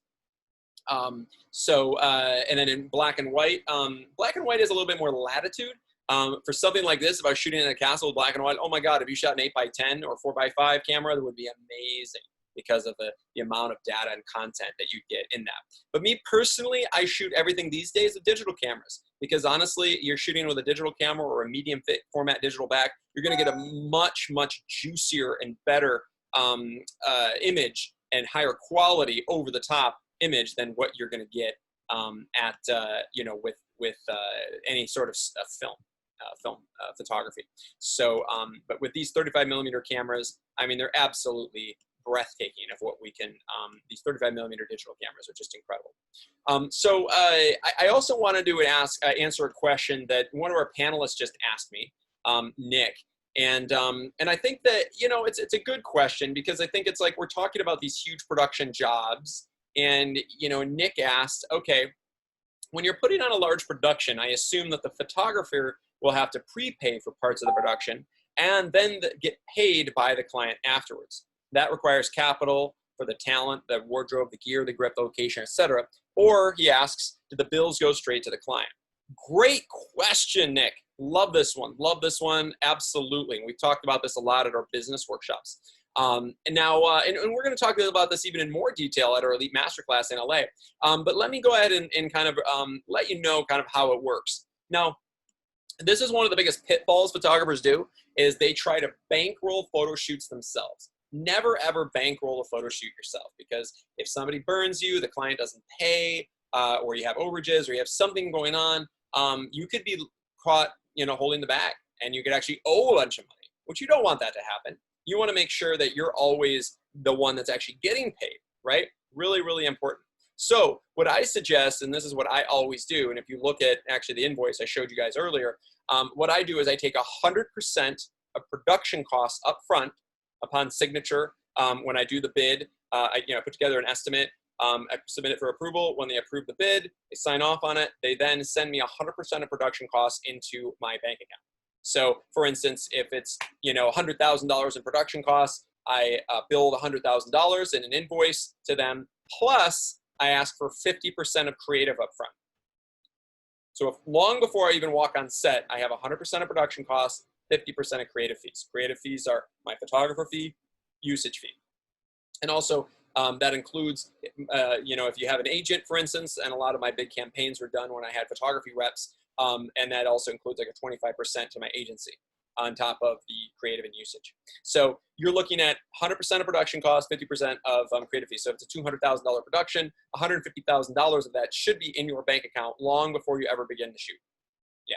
Now, I also don't like, afterwards, a lot of agencies take forever to pay the remaining 50 grand. So I usually like to make it really clear, like, you got to pay me within 1 week of the shoot, or at least 1 week of delivery of the images. Now, in each state's different, but in California, to prevent any sort of sales tax, what we do is we do a digital transfer of the images in raw form on the day of the production. So typically they will get it immediately, and they're going to walk away with those. But it's up to you how you want to arrange it. Now, if we are going to do that, I'm going to ask between 7 and 14 days, they need to send me that remaining $50,000. What a lot of agencies do, though, is they do net 30 or net 90. Some people even net 120, meaning it could be 120 days before you receive your final money. So just make sure to ask for that money immediately. Do not get stuck in that system not getting paid right away. I think it's really, really important to get paid up front and not have to bankroll anything, especially when it comes to production costs. Does that help answer your question, Nick? Awesome. Okay, cool. All right, so let's see. We have a few more questions that just got put on here. Mavash says, oh, loving my images from the workshop. Great. Glad Mavash attended this workshop as well. And since I haven't gone over your images with you, Mavash, I didn't have your images to showcase during this webinar, but I wanted to. She asks, do I charge a client for using my equipment? Absolutely, you got to charge a client every time. 100% going to charge the client. In fact, that's how I make a lot of money, is off of charging my client for the equipment. Because the thing is your equipment's not free, is it? No, it's not. It costs you money. So if your equipment costs you money, why are you footing the bill? Your client should foot the bill. And this is accepted practice for production. I know, David, Giesbrecht, you were talking about your campaign that you're doing with your wife. There's a huge amount of money there in production costs as far as equipment. And what David is doing, since he owns his own studio, he's going to be also charging a studio rental and billing that to himself. So he gets to save a bunch, or basically take a bunch of money off of the budget into his pocket, because he has his own studio. So if you guys have your own studio, that's a great way. You build a client for the studio space. You build a client for your pro photo lighting. You bill your client for your camera. I shoot the 5D Mark IV. I'm going to bill my client for my camera, my lenses. I bring a monitor on set. Usually I have like a 30-inch cinema display or a 40-inch cinema display. I bill them a $250 a day for that, $250 a day for my laptop, my digital transfer fee. I charge for everything. And all of that is in that budget that I sent. And guys, if you guys want to know more about this, please go ahead and set up a consult with one of our team members, and in that link in the chat, and we can go over this even more in depth with you, because these are really great questions. But Mavash, that's absolutely what we do. Is of course you charge for your equipment, and clients expect you to. They absolutely expect you to. And if you she asks, how do I charge for it if I'm not renting? Well, absolutely, you rent your equipment to yourself. So for instance, I just bill it anyways, even before I created a separate production company. But what I do now is I also, just to be safe if they ever audit you, which I've never been audited, but if you ever did, I have a separate production company that owns my equipment. So I rent it from my production company. And there's a lot of tax havens there as well. So I recommend you guys, you own your equipment in a separate entity, rent it to yourself, and that way every single time you go on a production, you rent gear from yourself. And it's easy that way, and that way it's very clear cut. And what I do is I'm very clear about it and very honest about it. So what I do is I charge my client the typical rate that, like, say Sammy's Camera or B&H or any of the big companies, CSI New York, I charge the same rate that the major rental houses charge, and that way it's very clear, because there's kind of a set rate for pro photo equipment, for instance, or a camera 5D Mark IV, or this specific lens, or this specific set of gear, and I'm going to do that, and then all of that money then goes into your pocket. So if you own equipment, which you all do, all that money goes back into your pocket. And since I own so much equipment, my equipment just makes money for me and makes money for me and makes money for me over time. So what I recommend is never buy lighting equipment or any photographic equipment other than your absolute core basic camera and a couple basic lenses, unless you have a client paying for it. So don't go out and buy lighting. Don't go out and waste your money on some fancy medium format digital back or some fancy lens that it's not necessary. Save your money, invest in your portfolio and these epic productions, invest in taking a workshop, invest in your marketing, getting your images out there, connecting with decision makers, and hold off on spending money, because remember, when you have a client book you, that's when you spend the money on your equipment. When I got hired, in fact, when I got the opportunity to be a TV director and executive producer of the TV show Great Escapes that airs on NBC, I got a budget, and a part of it included, equipment, right? So I went and I did this epic production, and part of it included equipment. So what I did at that time, I used that budget, instead of renting gear for 6 weeks at a time to go to Bora Bora, I used that budget to buy equipment, to buy, high-end motion picture cameras, to buy drones, to buy gimbals, to buy all the things that I needed, because obviously for renting it for 6 weeks at a time would be too expensive anyway, but also gave me the opportunity to buy gear and then bill it to myself. So whether you're doing video, whether you're doing photography, it's all the same. You bill gear to yourself, always, always, always. That's the way to do it. And that way, now you're collecting more equipment as you do more productions. And that way, it's a much smarter and easier way to do it without bankrupting yourself. Yeah. All right. So, guys, I also would love to bring on a couple of our other team members here. We have some amazing people on this panel. And I would love to bring on Chelsea. I don't see you, so I don't know if you're ready to go.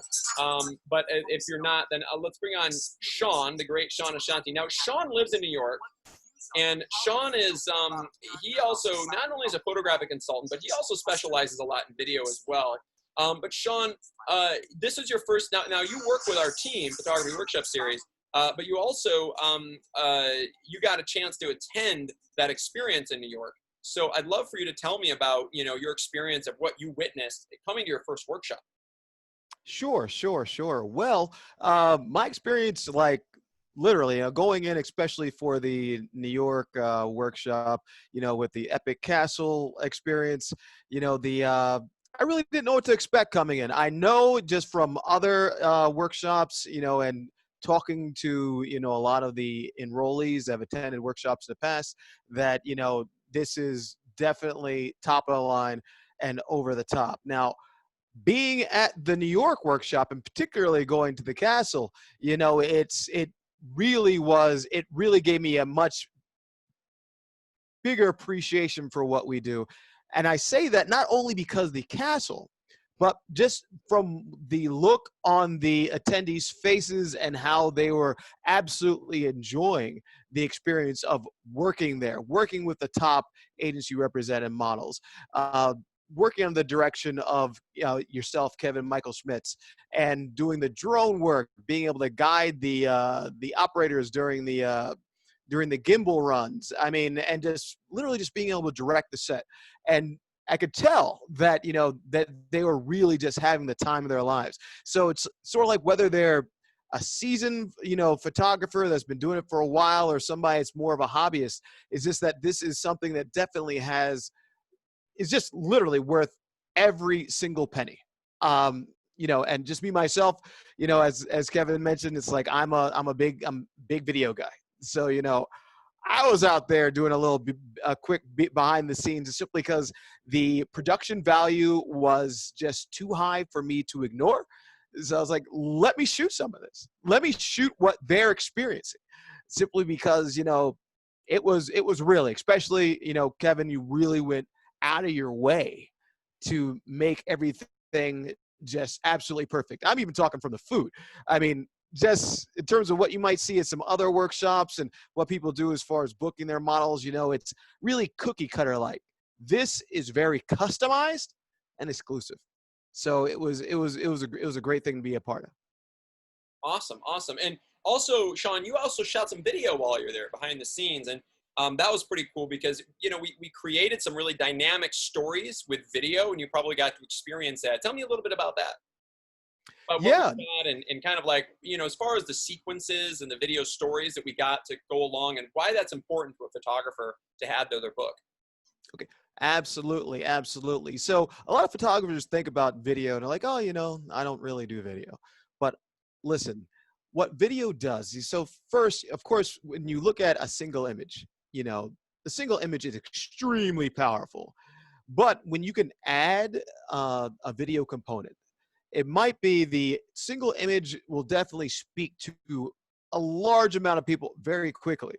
But as a photographer, having some video to go along with what you're doing really has an impact. Now, when I say that, I mean an impact in terms of it's a very kinetic kind of feeling. And also, if you have video that actually has, you know, a little bit of yourself in there, it really puts a personal touch. People say, oh, wow, look at him do his thing. And, you know, literally, if you're on a high production value set and you have high production value video, then, you know, people will not only see your still images, but, you know, they'll see the video and say, wow, you know, this person can brand me in multiple ways. So it's not just, you can do my photography. You can also do my videography. Yeah, you might not want to be a videographer. You might not even want to learn how to run the camera. But if you can learn how to direct that set and get the shots that you need from a cameraman, you don't got to be the cameraman. You know, it's literally, it's invaluable. It's invaluable. That's why it's like I said, it's like I went out, took some behind the scenes shots. Guys, Nick, David, you know, Brian, I'll be sharing some of those BTSs with you guys, so you guys can see what you look like while you're in front of those They were absolutely gorgeous models. I mean, it was, you guys are glowing out there. Awesome. Well, thank you, Sean. It was great to have you on on set right there. Sean's just such a great wealth of information. And also I'd love for you guys to set up some consult with him if you have any questions and stuff like that. So please go ahead and click on that link right there in the chat if you'd like to set up a one-on-one session with someone on our team. I'd love for you guys to do that. And also Chelsea, I don't know, I can't see you or hear you, but I would love for you to jump on because Chelsea, you are the fashion guru.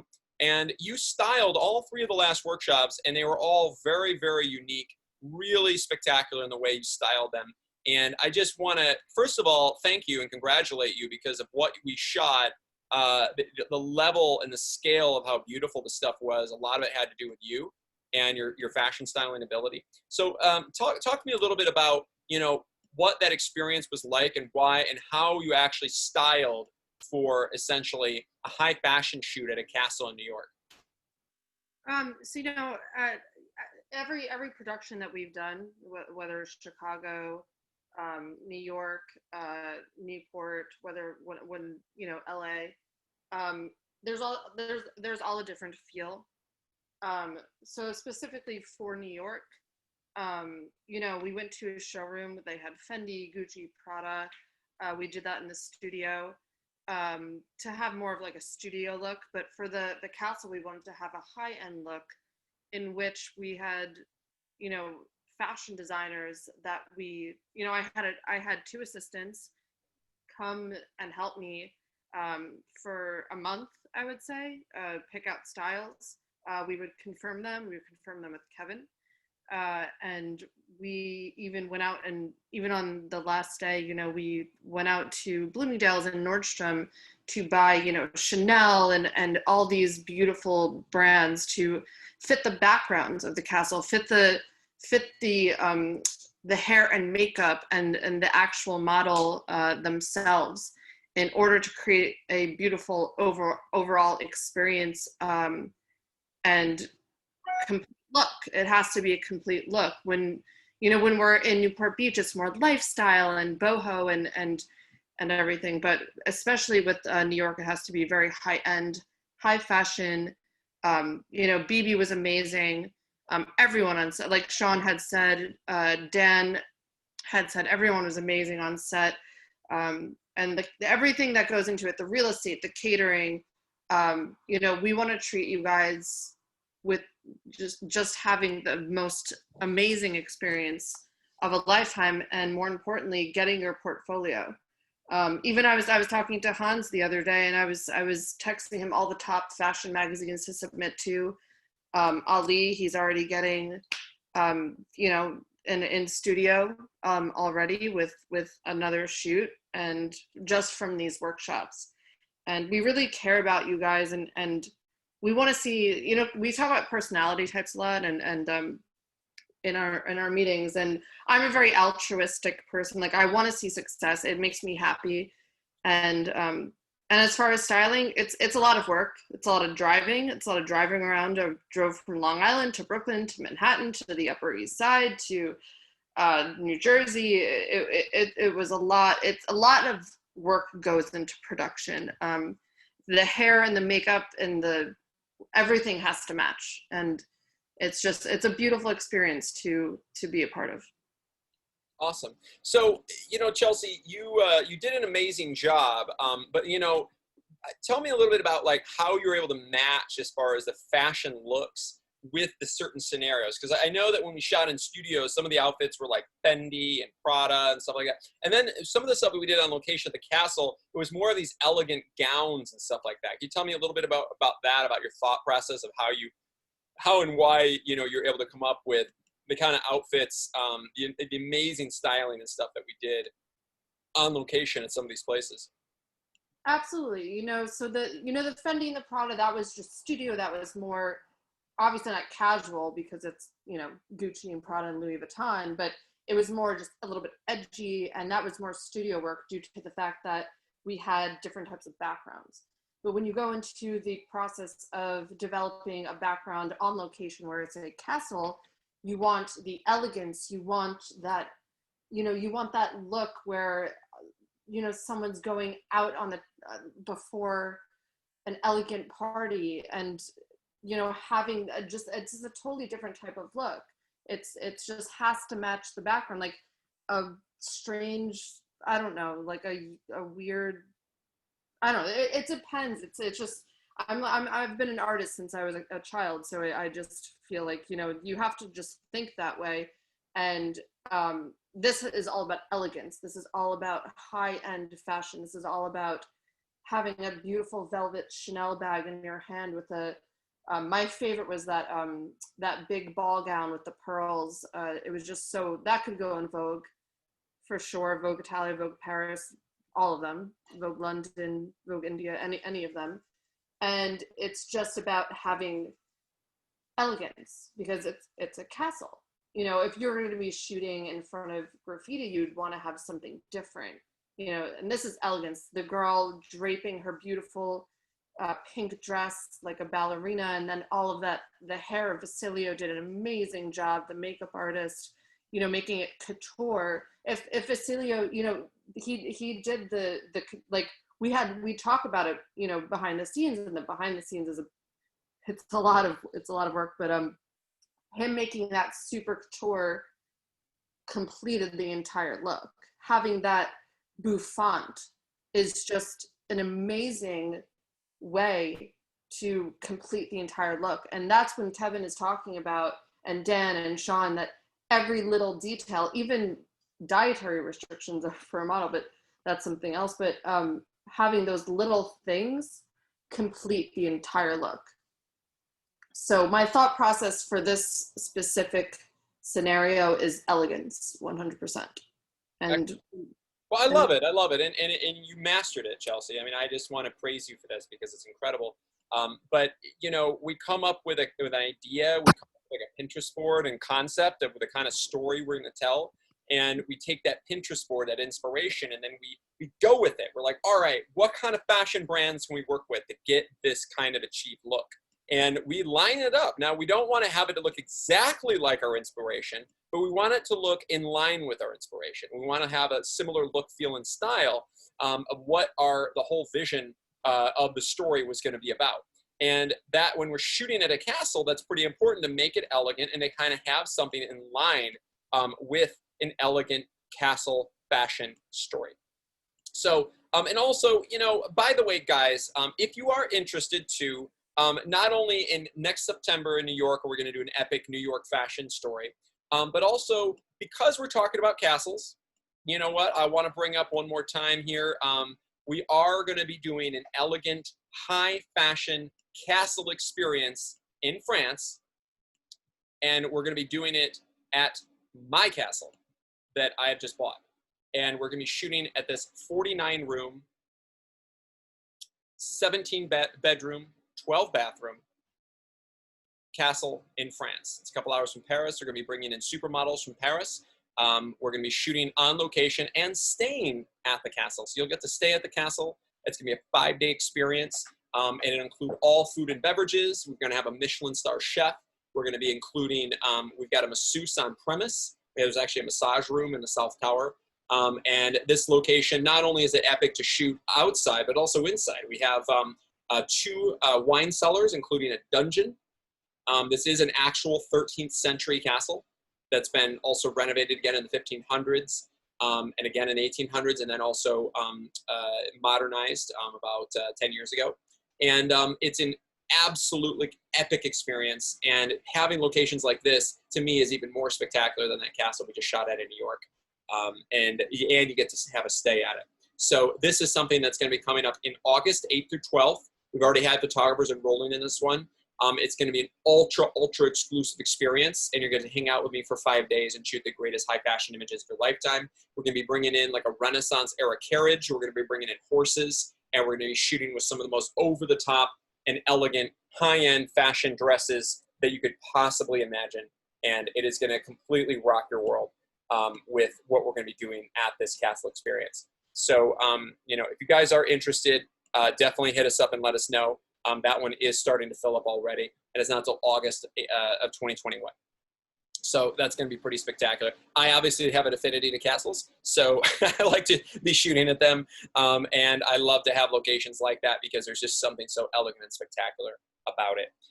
And if you guys are interested, you know, in what we do, because, you know, we do put on the most elite photographic workshops in the world. We also have photographic travel experiences. We have photography workshop travel that's going to be resuming. And we are essentially going to places like Tanzania. We're going to be going to Bali and Lombok. We're going to be going to some of the most elegant experience, you know, places around the world, Morocco, etc.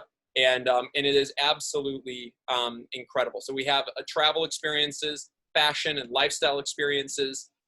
Actually, here's kind of a little taste of some of the travel stuff going to Casablanca. We have like 9-day travel expedition experiences with me as well as a National Geographic photographer.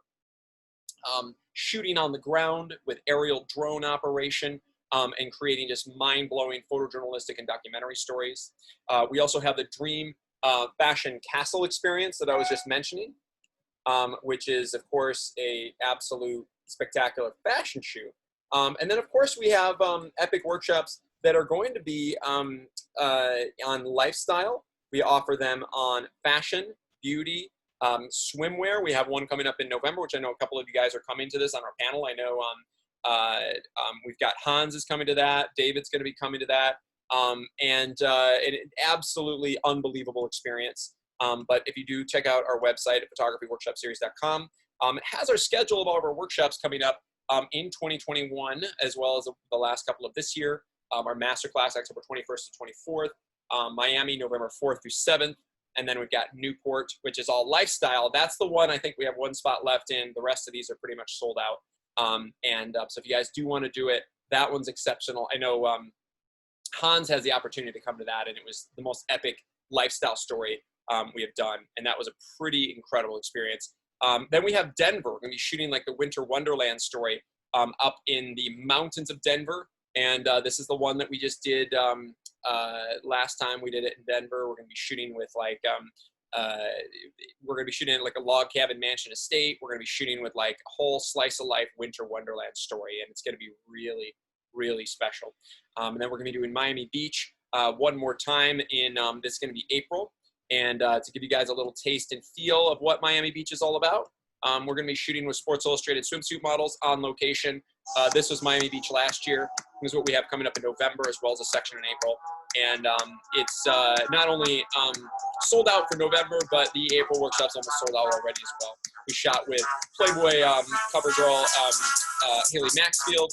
On this one, we had the Miss Brazil as one of the top models. We had girls from the Guest campaign, Sports Illustrated, and Victoria's Secret. So it was unreal.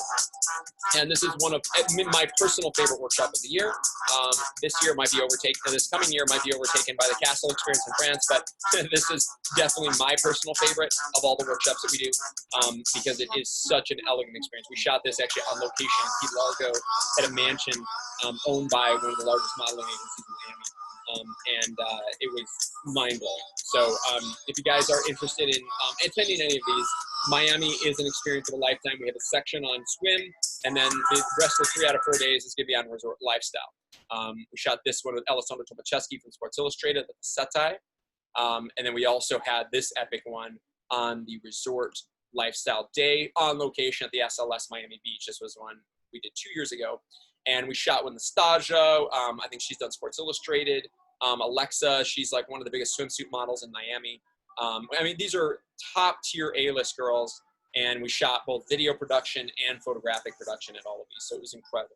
So if you guys want to escape, you know, and get out when it's cold and crappy out, where, you know, if you guys are in the Northeast or something, I know a lot of our photographers that live in New York and stuff love to fly down to Miami in November or in April to escape and have this experience of a lifetime, because it is pretty spectacular. And then in May, we haven't announced it yet, but we are going to be doing a Las Vegas workshop due to popular request. We're going to be shooting a high fashion in the desert workshop on cracked earth in the desert near Vegas. And we're going to be staying, looking like probably at the Cosmo in Vegas, and then all going down and shooting in the desert on cracked earth. And that's going to be something that's really unique and special, and the first time we've ever done a Vegas workshop. We've got some really, really incredible experiences this year. And of course, the Chicago one, which not only, was amazing, but also these photographers that are on right now shot some unbelievable content, because I know we were talking about it a little bit earlier at the Chicago workshop. I know David was there, Hans was there, and a bunch of the photographers that were actually on this webinar right now attended that one. And it was absolutely beyond mind-blowing of what we shot here in Chicago. And we do this each year in June, typically. This year we did it in August, but we have it in June of 2021, and it's already filling up. So if you guys are interested, please, let us know. And most importantly, I want to answer all of your guys' questions. And if you guys have anything that you had some burning question that you didn't get to on this webinar, I'd love for you to, off of this, we can set up a consult, a personal consult, one-on-one, and we can go over it with somebody on our team. And I'd love for you guys to click on that Calendly appointment link and set up a one-on-one session, because we're here for you guys. We're here to help maximize your photographic journey, and that's why all of our amazing panelists on, I think we have like 10 of us on today. We're all here for you. And our photographers that are attending, that's why they keep enrolling and re-enrolling and keep coming to more and more of these workshops, because it's the experience of a lifetime.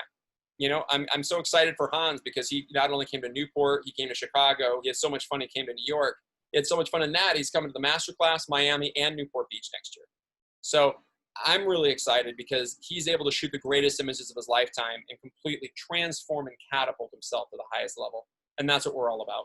So whether we're photographing at a castle or on location at a beach in Key Largo, or we're shooting at a castle in France, or photographing up in the mountains in Denver, we have experiences for all aspects. Or even shooting photo documentary down in Tanzania or Morocco, we have experiences that will blow your mind. So let us know, and we'd love to work with you guys. And most importantly, we're here to help you maximize your photographic potential. So thanks for joining us, guys, and I can't wait to see you next.